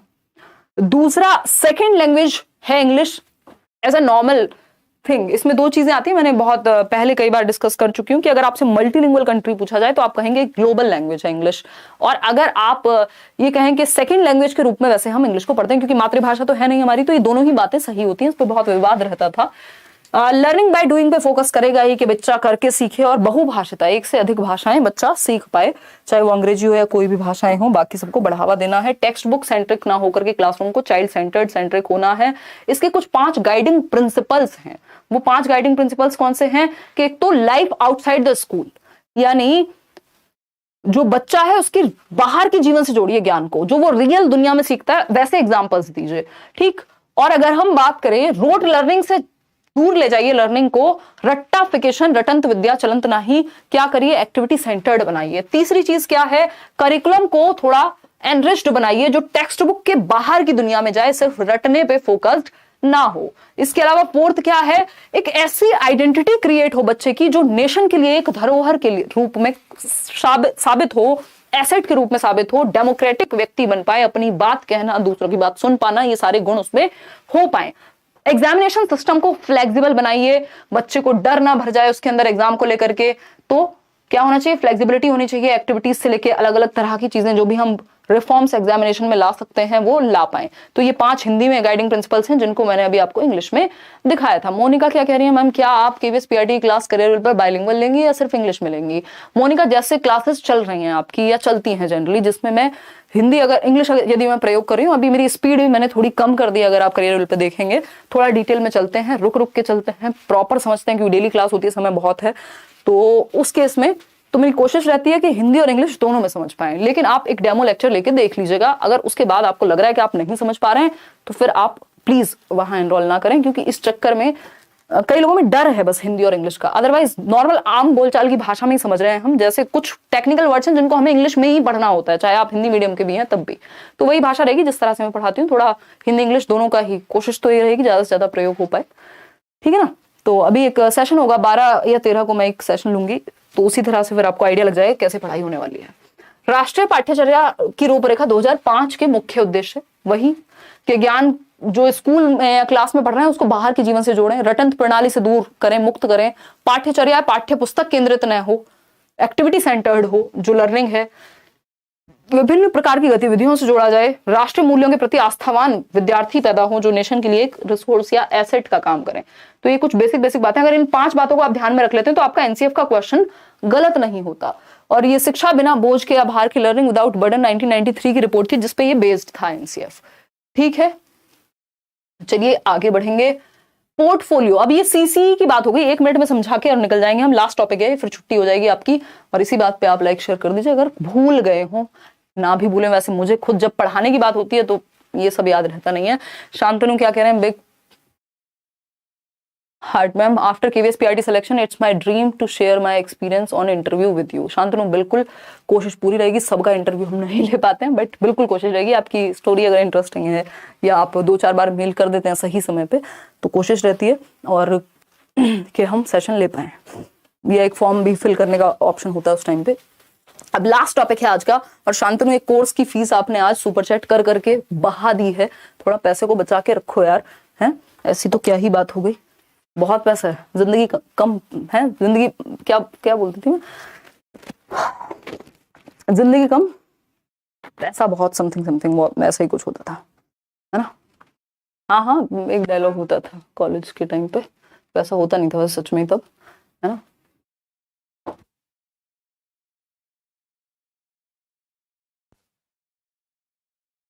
पैसा बहुत जिंदगी कम, हाँ ये होता था। खैर छोड़िए, ये सब बातें हंसी मजाक की हैं। आ जाइए इधर वापस से, देखिएगा समझते हैं। कोई कह रहा है कोई मुझे दे दो, शॉपिंग करना है। नहीं संजना, फिर तो ठीक है, उनको सुपर चैट ही कर लेने दो, आपकी शॉपिंग पे हम पैसे व्यर्थ नहीं कराएंगे। चलिए सीसी पढ़ते हैं 2 मिनट में और निपटा देंगे। असेसमेंट के बारे में हमने एनईपी में बहुत बात की है, उसी से थोड़ी बहुत जुड़ी हुई बातें हैं। सीसीई सीबीएसई ने लागू किया 2009-10 के आसपास की बात है, और जब ये ग्रेडिंग सिस्टम जीपीए सिस्टम आया। सीसीई क्या है, इसमें 3 चीजें हैं सीसीई में, इसको ऐसे समझेंगे अपने निमोनिक के फॉर्म में ही, जो स्टाइल अपना है बाबूराव वाला। Continuous and comprehensive evaluation. Continuous को हम क्या कहते हैं, सतत। Continuous and comprehensive. कॉम्प्रिहेंसिव का सिंपल मतलब होता है व्यापक, ठीक है जी, व्यापक। क्लियर है। अगर हम बात करते हैं, करवाली बेइज्जती हो गई खुश, ये कोई तो कह रहा है, आपस में एक दूसरे को कहते रहते हैं कि इसका फ्री क्लास चलाइए। यार मैं आपको तरीके सारे बता दूंगी, लेकिन बीच में सीटेट है तो या तो एंड में मैराथन्स हो पाई तो अभी से मैं वादे नहीं करूंगी, पता चले मैं उस टाइम पे व्यस्त हो गई, बट हाँ क्वेश्चंस की प्रैक्टिस भरपूर हो जाएगी। और बहुत ज्यादातर अगर आपको करना है ना तो ज्यादातर चीजें फ्री मिल जाएंगी आपको चैनल पे। 2500 के आसपास वीडियोस हैं, इतना फ्री पढ़ाया है, जब फ्री की बात नहीं होती थी ना टीचिंग एग्जाम्स में, तब से फ्री चल रहा है। तो आप अगर सच में आपको दिक्कत है तो या तो आप मुझे मेल कर सकते हैं, मैंने कुछ लोगों को फ्री भी एक्सेस दिलाया है कोर्स का, जिनको एक्सट्रीमली दिक्कत है। झूठी बातें मत करिएगा, क्योंकि वो फिर एक गलत चीज हो जाएगी। पूरी टीम लगी हुई होती है, पूरा सर्वर से लेके नोट से लेके दुनिया भर की चीजें तैयार होती हैं। मैं आपको अकेले बहुत कुछ करा सकता हूँ, बट बाकी लोगों के एक्सपेंस पे नहीं। तो अगर सच में दिक्कत है तो आप मेल कर दीजिए, मैं फ्री एक्सेस भी दिलाया है कई लोगों को। उसके अलावा अगर उतना भी नहीं है और यूट्यूब से ही पढ़ना है तो इतना कराया हुआ है कि आप ढूंढ ढूंढ के चैप्टर्स पुराने वीडियोस से निकाल निकाल के ज्यादातर चीजें कवर हो जाएंगी। कुछ % अगर रह जाता है तो वो नया होगा, उसके लिए मैं आपको रिसोर्सेज बता दूंगी कहाँ से पढ़ने हैं। और अगर फिर भी पेडागोजी पढ़ना है तो पेडागोजी स्पेशल बैच KVS के लिए आया हुआ है, 800 का बैच है, 1650 रुपए फीस है एग्जाम के फॉर्म भरने की। आज ही मुझे किसी ने बताया बैच में कि वो 1500 रुपए लेकर के गई थी अपनी मदर के साथ, अर्चना नाम था उनका, और उसमें टैक्स वैक्स लग जाता है, फिर पेपर जो आपका फाइनल पेमेंट होता है, तो वो 1650 रुपए में फॉर्म भरा गया। वो बैंक पे डिपेंड करेगा कितनी कितनी फीस है किस बैंक की, KVS का। तो फॉर्म भरने के पैसे 1650 हैं। बैचेस आपको 800 और 2000 में मिल रहे हैं, जिसमें 10-10, 12-12 टीचर, नोट्स और दुनिया भर की चीजें हैं। ठीक, चलिए समझते हैं। तो इवेल्युएशन कॉन्टिन्यूअस एंड कॉम्प्रिहेंसिव, अब बीच में मत बोलिएगा, लास्ट में बातें करेंगे। कॉन्टिन्यूअस एंड, तुम्हें क्या लगा तुम्हें बोल रही हूँ, सतत एवं, इंसान को पता होता है अपने लक्षणों का, सतत एवं व्यापक मूल्यांकन। सतत एवं व्यापक मूल्यांकन। व्यापक का मतलब क्या है, यानी सभी पक्षों में, सभी पहलुओं में। ठीक, कॉम्प्रिहेंसिव का मतलब क्या है, होलिस्टिक। होलिस्टिक में क्या आ गया, सर्वांगीण, जिसको हम हिंदी में कह रहे हैं। ये आपने अपने BEd में, DLEd में हर सब्जेक्ट में पढ़ा है, बोर हो जाते थे पढ़ पढ़ के। EVS में भी यही लिख के आना है, CDP में भी यही लिख के आना है, मैथ्स में भी यही लिख के आना। CCE ऐसा टॉपिक है जो सब में कॉमन है, और आज आप CTET में देखते हैं सभी में कॉमन आता ही है। तो अगर हम बात करें होलिस्टिक की, तो इसमें एक होता है स्कोलैस्टिक पक्ष, यानी शैक्षिक पक्ष, जो पेन और पेपर से संबंधित है। स्कोलैस्टिक एस्पेक्ट, जिसको हम शैक्षिक पक्ष कह रहे हैं, जिसमें पेन पेपर टेस्ट होगा, है ना, मेमोरी बेस्ड चीजें भी होंगी, मैथ से जो भी है। और दूसरा है आपका को स्कोलैस्टिक पक्ष। को स्कोलैस्टिक पक्ष, को स्कोलैस्टिक यानी सह शैक्षिक पक्ष, सह शैक्षिक पक्ष। ठीक, अब को स्कोलैस्टिक क्या है भाई, जितने भी करिकुलर और को करिकुलर एक्टिविटीज है ना, स्कोलैस्टिक मतलब पढ़ना लिखना, कॉग्निटिव एस्पेक्ट से जितनी भी चीजें जुड़ी हुई हैं। को स्कोलैस्टिक क्या है, स्पोर्ट्स हो सकता है, ड्राइंग हो सकती है, पेंटिंग हो सकता है, म्यूजिक हो सकता है, कुछ और में आप अच्छे हो सकते हैं। तो बच्चे के दोनों ही पक्ष में उसका आकलन करना है। सिर्फ पेन पेपर में जो लास्ट दिन वो लिख करके आ गया उसी पे नहीं, वो बाकी पक्षों में कैसा है, उसका संज्ञानात्मक पक्ष, उसका अफेक्टिव पक्ष, उसका साइकोमोटर डोमेन, सब में कैसा है। श्वेतलानिया भोविक कह रहे हैं कि I am from Kolkata, cleared CTET 2021 in first attempt only by following let's learn this Sunday they will be WB TET, please give me blessings ma'am, all the best. भाई आप सभी को, जितने भी लोग वेस्ट बंगाल से हैं, मैं सारे सब्जेक्ट की मैराथन यानी नहीं ले पाई हूँ, बट आप प्रीवियस मैराथन प्लीज देख करके जाइएगा, उस केस में आपको हेल्प मिल जाएगी इनफ, और जो नोट्स दिए हैं। ठीक, अगर हम बात करें स्कोलैस्टिक प्लस को स्कोलैस्टिक मिल करके होलिस्टिक बनता है, सर्वांगीण बनता है, 360 डिग्री बनता है। तो कॉम्प्रिहेंसिव का मतलब यहाँ सभी पक्षों से है, ऑल एस्पेक्ट से है। कॉन्टिन्यूअस का मतलब है कि लगातार, कॉन्टिन्यूअस टीचिंग लर्निंग प्रोसेस के दौरान ही आप बच्चे का आकलन करते रहें। आकलन या मूल्यांकन की जरूरत क्या होती है, कि आपको फीडबैक मिले कि जो आप पढ़ा रहे हैं, जो आप सिखा रहे हैं और बच्चे सीख रहे हैं, क्या वो काम का है, उसके ऑब्जेक्टिव्स कितने अचीव हो पा रहे हैं। इवैल्यूएशन का ही एक भाग है, इवैल्यूएशन का क्या है, हिस्सा है। मैं नेक्स्ट पेज पे दिखा देती हूं। असेसमेंट, आकलन क्या है, जस्ट एक पार्ट है इवैल्यूएशन का। असेसमेंट यानी आकलन, तो आकलन एक हिस्सा है मूल्यांकन का। आकलन हम फीडबैक की तरह यूज करते हैं। अभी assessment for learning, as learning, of learning पे भी आएंगे। और इवैल्यूएशन एक बड़ा सर्कल है जिसके अंदर समाहित हो जाता है असेसमेंट। तो असेसमेंट जनरली हम देखते हैं फीडबैक के लिए होता है, फीडबैक के लिए होता है। टीचिंग लर्निंग प्रोसेस में क्या इंप्रूवमेंट हो सकती है, कहां आपको बदलाव की जरूरत है, कहां बेहतरी कर सकते हैं, किन मेथड्स में परिवर्तन की जरूरत है, ये सब आकलन की प्रक्रिया के द्वारा होता है। आप बच्चे का टेस्ट ले रहे हैं, क्लास में कोई क्वेश्चन पूछ लिया, टीचिंग लर्निंग प्रोसेस चल रही है और टीचिंग लर्निंग प्रोसेस के दौरान ये होता है। ठीक है, तो ये सब क्या है, ये आकलन फीडबैक के लिए। ये ध्यान रखिएगा, आप फीडबैक के लिए ले रहे हैं, बच्चे को जज करने के लिए, उसको लेबल करने के लिए, उस पर ठप्पा लगाने के लिए नहीं ले रहे हैं। ये नेगेटिव वर्ड्स हैं, ठीक है ना, कोई दिक्कत नहीं है, कोई दिक्कत नहीं होनी चाहिए साहिबा। अगर ठीक से सबमिट हो गया था तो, अगर टाइम से नहीं आया एडमिट कार्ड तो पहुंच जाइएगा CBSE, या उनको मेल लिख दीजिएगा। अरे अगर नहीं होगा ना शांतनु, KVS में अगर सिलेक्शन हो गया तो सभी को दिल्ली में शानदार पार्टी, भले टॉप ना कर पाए तो शांतनु मेहनत करिए। अगर जैसा शब्द हट जाएगा फिर। अगर हम इवैल्यूएशन की बात कर रहे हैं तो इवैल्यूएशन में असेसमेंट भी शामिल है, तो इसमें जजमेंट प्लस इंप्रूवमेंट या फीडबैक दोनों शामिल होते हैं। अच्छा, एक बात ध्यान रखिएगा कि आप बच्चे का जो आकलन करते हैं उसको टेस्ट करते हैं इसलिए कभी नहीं करते कि लेबल करें, उस पर ठप्पा लगाएं, ये पुअर है, ये बिल्कुल खराब है पढ़ने में, ये एक्सीलेंट है, ये इतने % लाता है, ये नहीं करना है। फीडबैक के लिए, इंप्रूवमेंट के लिए हमें कोशिश करनी है। ठीक, जजमेंट के लिए इवैल्यूएशन में जजमेंट भी शामिल है, इंप्रूवमेंट भी शामिल है, इसमें दोनों चीजें शामिल होती हैं। लेकिन जनरली कभी भी पेपर में ऐसा नहीं होगा कि जजमेंट के लिए इवैल्यूएशन की बात भी करे, वो इंक्लूडेड है उस चीज में। अब असेसमेंट में भी हम 3 प्रकार से पढ़ते हैं चीजें। असेसमेंट को भी 2 प्रकार में बांटा हुआ है, एक है फॉर्मेटिव असेसमेंट, दूसरा है सम्मेटिव असेसमेंट। असेसमेंट यानी आकलन। अब ये जो फॉर्मेटिव असेसमेंट है, FA बोल रहे हैं, रचनात्मक आकलन, और दूसरा है सम्मेटिव असेसमेंट जिसको हम योगात्मक आकलन बोल रहे हैं।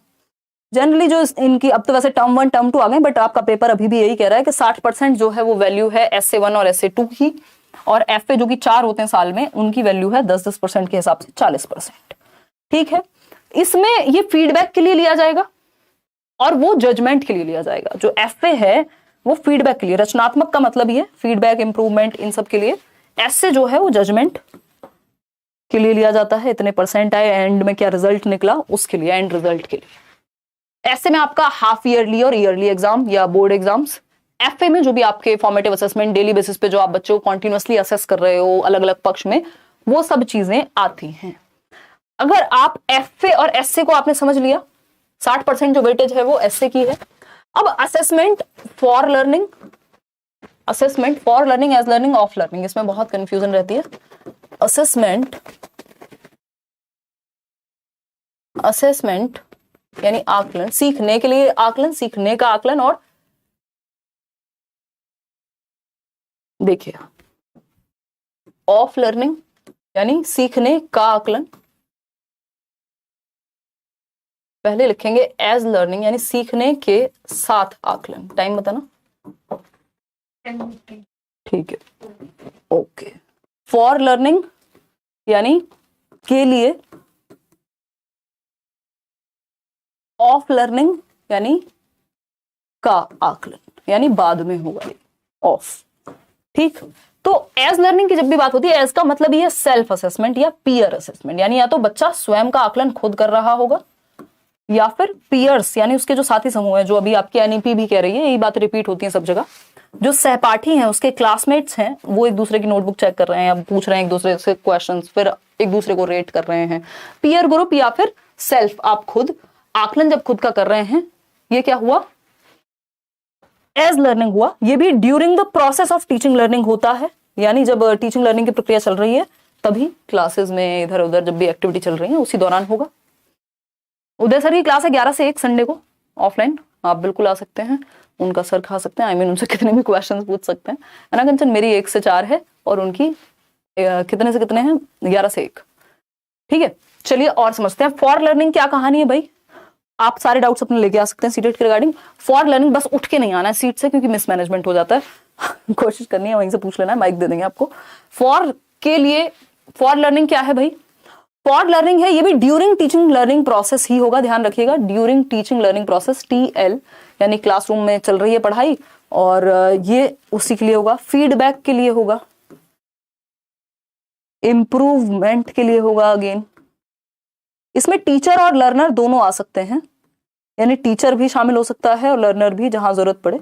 इसमें क्या होता है, मान लीजिए आपकी क्लास शुरू हो गई है या बीच में टीचर ने कोई क्वेश्चन पूछ लिया, शुरुआत में कोई क्वेश्चन पूछ लिया, तो ये फॉर लर्निंग है। जो FA का पार्ट होते हैं, एज भी और फॉर लर्निंग भी, असेसमेंट फॉर लर्निंग भी और असेसमेंट एज लर्निंग भी, फॉर्मेटिव असेसमेंट रचनात्मक आकलन।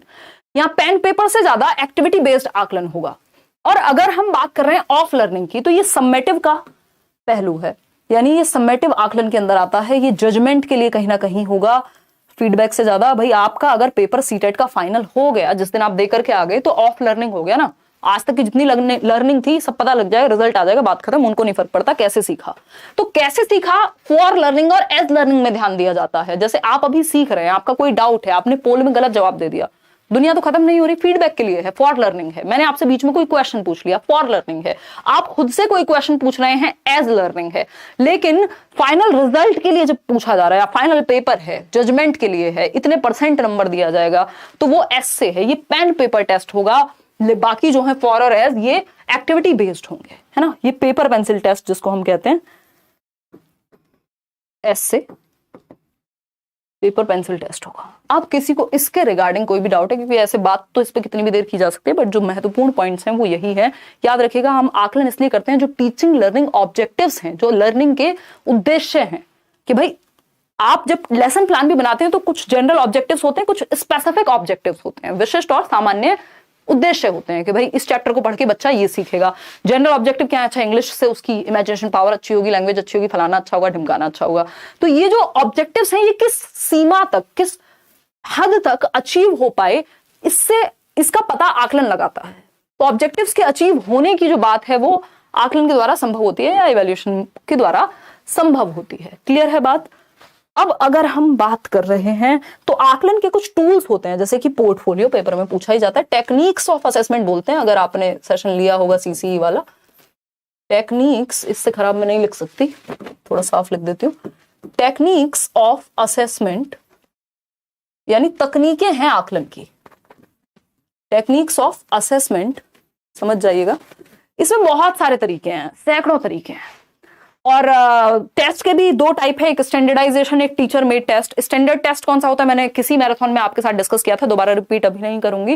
वैलिडिटी होती है, उसमें वैलिड होता है, रिलायबिलिटी होती है, ऑब्जेक्टिविटी पाई जाती है ना। जो स्टैंडर्डाइज टेस्ट होगा उसमें भी नॉर्म रेफरेंस टेस्ट है, केबीएस जैसा, जिसमें परसेंटेज मैटर करेगी, या D+B जैसा। और दूसरा है CRT, सीटेट या टेट जैसा, जिसमें सिर्फ क्वालिफाइंग है चीजें। तो ये स्टैंडर्डाइज टेस्ट के दोनों उदाहरण है। स्टैंडर्डाइज टेस्ट की प्रॉब्लम क्या है? ये इंडिविजुअल डिफरेंसेस, व्यक्तिगत विभिन्नताओं का ध्यान नहीं रख पाते, जबकि टीचर मेड टेस्ट फ्लेक्सिबल होते हैं, वो ध्यान रख पाते हैं। अगर टेक्निक्स की बात करें हम, असेसमेंट के बहुत तरीके हो सकते हैं, जिसमें से एक तरीका है पोर्टफोलियो। दूसरा तरीका क्या हो सकता है, बताइए जरा, बताइए मोहतरमा। छोड़ दिया तुम, दिमाग घर पे रख के आ गई, खत्म है। शादी कर रही हो तो ऐसे करोगी? ये देखो, मैं जान के मजे ले रही हूँ उसके, कुछ नहीं कर रही है? बताओ बताओ, फटाफट से बताओ। टेक्निक्स ऑफ असेसमेंट, चक्कर आ गए कई लोगों को ये सुनकर के हमारे आसपास, कोई बात नहीं, होता है। फटाफट से बताइए, बस आप सोने चले जाइएगा। ये लास्ट टॉपिक है पोर्टफोलियो करके, फिर आप सो सकते हैं। फिर मेटाकॉग्निशन, मेमोरी वाला क्वेश्चन, और एक और क्वेश्चन है आपका टाइप्स ऑफ प्ले, ये मैं किसी और दिन करा दूंगी, है ना।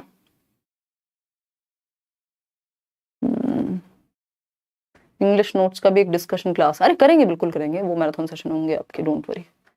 गजब बेइज्जती है। लिखो लिखो लिखो, मैं देखना चाह रही हूँ कितने लोग सच में पढ़ रहे हैं। हाँ, क्या पूछे हैं, भूल गए क्या? चेकलिस्ट, एनेक्डोटल रिकॉर्ड्स और र्यूब्रिक्स तो एक स्टैंडर्ड है, एक पैमाना है कि इस सेट पे इतने % क्वेश्चंस मुश्किल आएंगे, सॉरी इतने % क्वेश्चंस आपके इजी आएंगे, इतने % क्वेश्चन मॉडरेट आएंगे। तो वो उस स्टैंडर्ड पे सेट होता है, उस स्टैंडर्ड को, उस पैमाने को र्यूब्रिक कहते हैं। चेकलिस्ट हो गई, एनेक्डोटल रिकॉर्ड्स हो गए, और भी सैकड़ों तरीके हैं। इंटरव्यू हो गया, देखो लोगों को याद आने लगा है। सोशियोमेट्री हो गई, एग्जैक्टली। और बताइए सरकार, ऑब्जर्वेशन हो गया। बहुत ही बढ़िया, आप लोगों ने आग लगा दी, लिटरली नहीं, मेटाफोरिकली।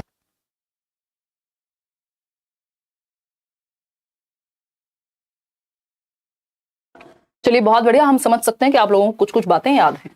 तो पोर्टफोलियो हो गया, चेकलिस्ट हो गई, रेटिंग स्केल नाम की एक चीज होती है जो किसी ने बताई नहीं, ठीक। रेटिंग स्केल हो गया,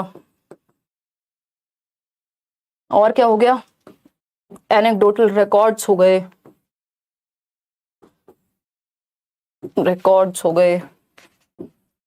इंटरव्यू,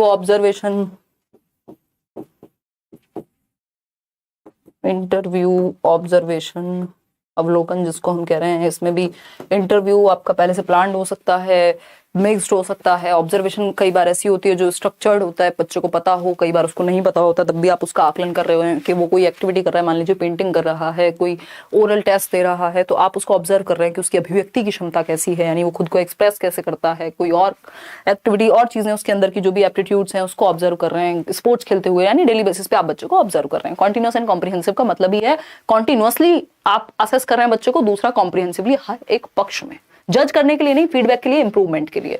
पोर्टफोलियो क्या है? एक तरह की फाइल है ना, आपके काले चिट्ठे हैं, आई मीन इसमें ज्यादातर अचीवमेंट्स शामिल होती हैं या कुछ जो भी विशेष है बच्चे के बारे में या जो भी उसने किया है वो सब इसमें इंक्लूडेड होगा। पोर्टफोलियो मान लीजिए किसी की शादी हुई होगी, आसपास आपने देखा होगा, तो एक एल्बम जिसको हम कहते हैं ना, तो वैसा है ये कि अच्छे अच्छे फोटोज तो बहुत सारे थे वहां। एक ड्यूरिंग द प्रोसेस, ये स्टेजेस में या चरण जितने भी स्टेप्स हैं अलग अलग लर्निंग के, उस पे जो भी खास चीजें हो रही हैं उनको यहाँ पे रिकॉर्ड कर लिया जाता है। ये आपका पिक्चर की फॉर्म में, वीडियो की फॉर्म में, अलग अलग फॉर्म में ये हो सकते हैं। तो अलग अलग जो चरण हैं अधिगम के उनको रिकॉर्ड किया जाता है पोर्टफोलियो के द्वारा। तो वो जो एल्बम है उसमें बहुत सारे फोटो क्लिक हुए होंगे, उनमें से कुछ 100, 200, 500 फोटोज उस एल्बम में होंगे, या वीडियो बहुत सारी फुटेज बनी होगी। यानी बच्चा एक्टिविटी तो बहुत सारी करता है, सारी एक्टिविटीज नहीं, बट जो जरूरी है या अलग अलग चरणों को दर्शाती हैं, ओवरऑल प्रोसेस को बताती हैं बच्चे की, और जो भी उसके बारे में विशेष चीजें हैं, किस चीज में वो अच्छा है, क्या है, वो सारी चीजें पोर्टफोलियो में होती हैं। और जैसे लोग मॉडलिंग के लिए जाते हैं तो अच्छे अच्छे फोटो खिंचवाते हैं, तो उस तरह से अचीवमेंट को यहाँ शामिल किया जाता है। ठीक, क्लियर है बात? कोई दिक्कत परेशानी तो नहीं है? नहीं है। चेकलिस्ट क्या है? चेकलिस्ट है कि मान लीजिए अच्छा बच्चे के बिहेवियर या सोशल लर्निंग में वो कैसा है, तो अच्छा ठीक जवाब दिया, चलो इसमें चेक लगा देते हैं, नहीं इस चीज में अच्छा है तो क्रॉस, या फिर मतलब जो जो चीजें उसमें हैं, जो जो विशेषताएं हैं, जिस भी एस्पेक्ट में आप उसको चेक कर रहे हैं उसमें तो टिक करेंगे या तो ब्लैंक छोड़ेंगे या क्रॉस लगाएंगे। अगर हम बात करें रेटिंग स्केल की, तो on a scale of 1 to 10 बच्चा बोलने में कैसा है, बच्चा दूसरों के साथ बिहेवियर में कैसा है, तो आप इस पे 5.5 रेट कर रहे हैं। पिज्जा भी मंगाते हैं तो वो रेटिंग स्केल मांगता है ना आजकल, तो स्विगी, जोमेटो और सारे ही जितने भी जगहें हैं फीडबैक देते हैं, तो रेटिंग स्केल पे आप on a scale of 1 to 10 कितना रेट करेंगे किसी बिहेवियर को। एक चीज होती है सोशियोमेट्री, कि बाकी बच्चों को कितना पसंद करते हैं या उनके साथ व्यवहार कैसा है, समाजमिति विधि कहते हैं इसको। जब हम मॉनिटर्स चूज कराते थे तो कहते थे कितने लोग वोट करेंगे इसको, तो जिसको ज्यादा वोट मिल रहे हैं, वो सोशियोमेट्री विधि का उदाहरण है कि बाकी बच्चों के साथ रिलेशन बच्चे के कैसे हैं। ठीक है, और अगर हम बात करते हैं किसकी, रेटिंग स्केल की, एनेक्डोटल रिकॉर्ड्स होते हैं, शॉर्ट में, कम शब्दों में, कुछ लाइंस में कोई एक घटना हुई, बच्चे ने दूसरे बच्चे का सर फोड़ दिया, मतलब जो कि नहीं फोड़ना चाहिए, कुछ और हो गया इस तरह का, कोई विशेष घटना हुई, किस दिन कोई बात हुई, तो वो इंसिडेंट्स होते हैं एनेक्डोटल रिकॉर्ड्स में। इंटरव्यू में तो आप बच्चे से डायरेक्ट Q&A कर ही सकते हैं। विश्वकर्मा प्रसाद कह रहे हैं, नमस्ते मैम, बिहार आरा से हूं मैम, फॉर लर्निंग में सेल्फ असेसमेंट हो सकता है क्या, जब ऑप्शन में फॉर लर्निंग और एज लर्निंग दोनों हो? Thanks a lot. तो फॉर लर्निंग में एज लर्निंग, यार इसका पार्ट एग्जैक्टली नहीं कहेंगे, बट अगर ऑप्शन में आपके पास ऑप्शन ही नहीं है तो फिर आप फॉर लर्निंग लगा सकते हैं, क्योंकि ये during the process of teaching learning हो रहा है ना। ये अपने आप में अलग टाइप है अगर वैसे आप देखेंगे तो, बट हाँ during the process of teaching learning ही होता है एज लर्निंग भी, तो जरूरत पड़े, मजबूरी आ जाए तो वैसा भी आप कर सकते हैं। बहुत बढ़िया, आप आरा से हैं विश्वकर्मा। चलिए, अब आज आपका कोई डाउट हो किसी भी बात को लेके, क्योंकि जितना भी जरूरी बातें हो सकती हैं, अदरवाइज तो ये साल भर कोर्सेज चलते हैं, हम लोग कितने लंबे लंबे डिस्कशंस करते हैं, तब जाके इस बात का निष्कर्ष निकल पाता है। बट कोशिश की है कि जितनी भी महत्वपूर्ण चीजें हैं डिटेल में जाकर के इन मैराथन्स के थ्रू आप तक पहुंच पाए। सीडीपी या पेडागोजी का बहुत बड़ा हिस्सा अब आपका कंप्लीट होता है। ये वाला सेशन ही आपको लगभग हर सब्जेक्ट में हेल्प करेगा। फिर हम लैंग्वेज का या बाकी मैराथन्स करेंगे, एक बार डेट अनाउंस हो जाए फिर करेंगे। इस बीच परसों आपकी ऑफलाइन क्लास है, कल हम या तो प्याजे वाइगोस्की पे क्वेश्चंस करेंगे, या फिर हो सकता है कि हम मेटाकॉग्निशन, मेमोरी और टाइप्स ऑफ प्ले पे कुछ डिस्कशन करते हैं। बट बहुत दिन से डिस्कशन हो रहा है तो क्वेश्चंस करेंगे कल, वो भी जरूरी है क्योंकि क्वेश्चंस को आप प्रैक्टिस किए बिना नहीं जा सकते। पोर्टफोलियो की अगर हम बात करें, ये आप पढ़ सकते हैं, ये नोट्स फ्री हैं, टेलीग्राम से डाउनलोड कर लीजिएगा। पोर्टफोलियो एक प्रकार की फाइल होती है जिसमें व्यक्ति या बालक के जीवन के सभी क्षेत्रों को, यानी वो अलग अलग एरियाज में श्रेणीबद्ध तरीके से, ये एक क्लास से दूसरी क्लास में भी ट्रांसफर हो जाती है, एकत्रित रखा जाता है। क्या उपलब्धियां हैं, क्या कमियां हैं, सभी चीजों को इसमें हम संजो के रखते हैं, स्पेशली विशेषताओं को। ठीक है, चलिए ध्यान रखिए अपना। कोई और बात हो तो आप कमेंट्स में पूछिए, पहले मैं देख लेती हूँ आप लोगों के अब कमेंट्स। आज के लिए इतना ही रखेंगे। जो भी हमने पढ़ा है इसमें, उन चीजों को अगर आप 2 बार रिवाइज भी कर लें, नोट्स ही पढ़ लें जो आपको दिए हैं, इनफ हो जाएगा। एक इन लर्निंग होता है बट वो इंपॉर्टेंट नहीं है, वो बुक्स के बीच में कुछ कुछ क्वेश्चंस पूछ के बता दिए जाते हैं। स्तुति कह रही है मत पढ़ाओ, बातें कर लो। अच्छा ठीक है, देखिएगा क्वेश्चंस हाँ कराएंगे, क्वेश्चन भरपूर करा देंगे यार, मॉक वॉक भी करा देंगे, डोंट वरी। एग्जाम डेट कब तक आएगी? 2-4 दिन में पता लग जाना चाहिए। अगर 16 के बाद होना है, अगर 20 तक होना है तो मतलब 1 हफ्ता पहले आ जाएगी, तो 12 तक मुझे लगता है कि आ जानी चाहिए एग्जाम डेट। बाकी लेट्स सी, रिवाइज कीजिए मल्टीपल टाइम्स, सिर्फ ऑनलाइन पेपर्स को रिवाइज कर ली, मतलब वो कर लीजिए प्रैक्टिस, और जो कॉन्सेप्ट है उनको मल्टीपल टाइम्स रिवाइज कीजिए। ठीक है चंदन, चलिए टेक केयर, बाय बाय। पोल वाली दीदी मजे में लेटी हुई है, वो ऐसे रजाई वजाई ओढ़ के, इतनी गर्मी लग रही है मुझे, ये मैं उतार नहीं पा रही हूँ कि चेन फंस गई है। अदरवाइज मैडम तो भाई साहब इतनी मोटी जैकेट पहन के, और ये तो है भी नहीं मोटी, और प्रॉपर ब्लैंकेट ओढ़ के, खाना पीने का सामान लेके, कि अब देखो यहाँ मुशायरा चलेगा, और हिमांशी 2-3 घंटे तो चलेगा ही मुशायरा, लेट जाए अपना और चैटिंग वैटिंग कर लें, जिसको मन करे उसको रिप्लाई कर लें, और फिर कहते हैं मम्मी से बात कर रही हैं। तो होता है, क्या कर सकते हैं, सबका अपना अपना क्या कहते हैं उसको, बड़े लोग नसीब है। कुछ लोगों की मौज है, कुछ लोगों की ज्यादा मौज है, जैसे कि हम। चलिए खैर, रेसिप्रोकल टीचिंग होता है वाइगॉस्की, इसके बारे में बात करते हैं कि बच्चे टीचर से सीख रहे हैं, टीचर बच्चे से सीख रहा है, क्वेश्चनिंग हो रही है, प्रेडिक्शन हो रहा है, समराइज कर रहे हैं, दोनों एक दूसरे से सीखते हैं। रेसिप्रोकल का मतलब होता है परस्पर एक दूसरे को प्रभावित करते हैं। वाइगॉस्की इसकी बात कर रहे हैं। जी बताइए, कुछ कहना चाहती हैं? मिलना चाहती हैं सबसे? नहीं, वो नहा धो के नहीं आई है, कल मिलेंगी। अब ये आपको ऑफलाइन क्लास में मिलेंगी अब, ठीक है। टेलीग्राम पर नोट्स नहीं है। अरे कैसे नहीं है रूपा, कौन से टेलीग्राम पे जुड़ गए हो? फेक टेलीग्राम पे जुड़ गए हो क्या? है Telegram let's learn squad, 7-7.5 lakh लोग हैं। किसी भी फेक चैनल से जुड़ेंगे तो वो तो पैसा भी मांग लेंगे, नोट्स भी नहीं देंगे, और देंगे तो पूरा नहीं देंगे। लाइक शेयर सब्सक्राइब आप कर दीजिएगा। टेलीग्राम चैनल ये है लेट्स लर्न स्क्वाड, 7.5 लाख के आसपास लोग हम लोग जुड़े हुए हैं। डिस्क्रिप्शन में या कमेंट सेक्शन में भी आपको मैंने एक लिंक दिया हुआ है, उस पर क्लिक करके पहुंच जाओ डायरेक्ट, और वहां से डाउनलोड कर लो। वहां सीडीपी के नोट्स हैं, हिंदी के नोट्स हैं, इंग्लिश के नोट्स हैं, पुराने इंग्लिश मीडियम के ईवीएस के भी नोट्स हैं, बट ईवीएस के फ्रेश नोट्स आपको जल्दी ही मिल जाएंगे, और मैथ्स पेडागोजी के भी। चलिए, आपको दिए थे प्रूफ रीड करने के लिए, क्या हुआ उनका? मैथ्स पेडागोजी के प्रूफ रीड करने के लिए। क्या सोती रहती हो? धीरे बोलो, धीरे, हमको सबको नहीं सुनना है। हाँ बताओ, कानों से आवाज निकल गई हमारे। हाँ बताओ। कोई बात नहीं, होता है, ये कमेंट पढ़ के कहीं और ही चली गई हैं। चलिए ध्यान रखिए अपना, कल मिलेंगे 9 बजे। कल यार मैं थोड़ी सी बिजी हूँ, हो सकता है कल छुट्टी हो जाए, और हो सकता है कि हम क्लास आपकी रख लें। संडे को कोशिश रहेगी कि जो ऑफलाइन क्लास है उसको लाइव भी चलवा दे, बट उसमें थोड़ा डिस्टर्बेंस रहता है, लोग आते जाते रहते हैं, बातें होती है, Q&A होता है, दुनिया भर की चीजें होती हैं। तो खैर चलिए, टेक केयर, बाय बाय, धन्यवाद आप सभी का। कोई बात हो, आप अपने जो भी विचार हैं, फीडबैक है, जो भी आप कमेंट सेक्शन में बता सकते हैं। परसों मिलते हैं ऑफलाइन क्लास के अंदर, और जो लोग KVS बैच में एनरोल करेंगे एक शो वो बिल्कुल कर सकते हैं, जिनको अभी डेमो क्लास देख के करना है वो तब भी कर सकते हैं। इसके अलावा और क्या कहें आपसे, पेडागोजी स्पेशल भी सिर्फ KVS के लिए निकला हुआ है, उसमें भी आप एनरोल कर सकते हैं अगर आप इच्छुक हैं। चलिए आज के लिए इतना ही रखेंगे। Thank you so much, bye bye, take care, good night.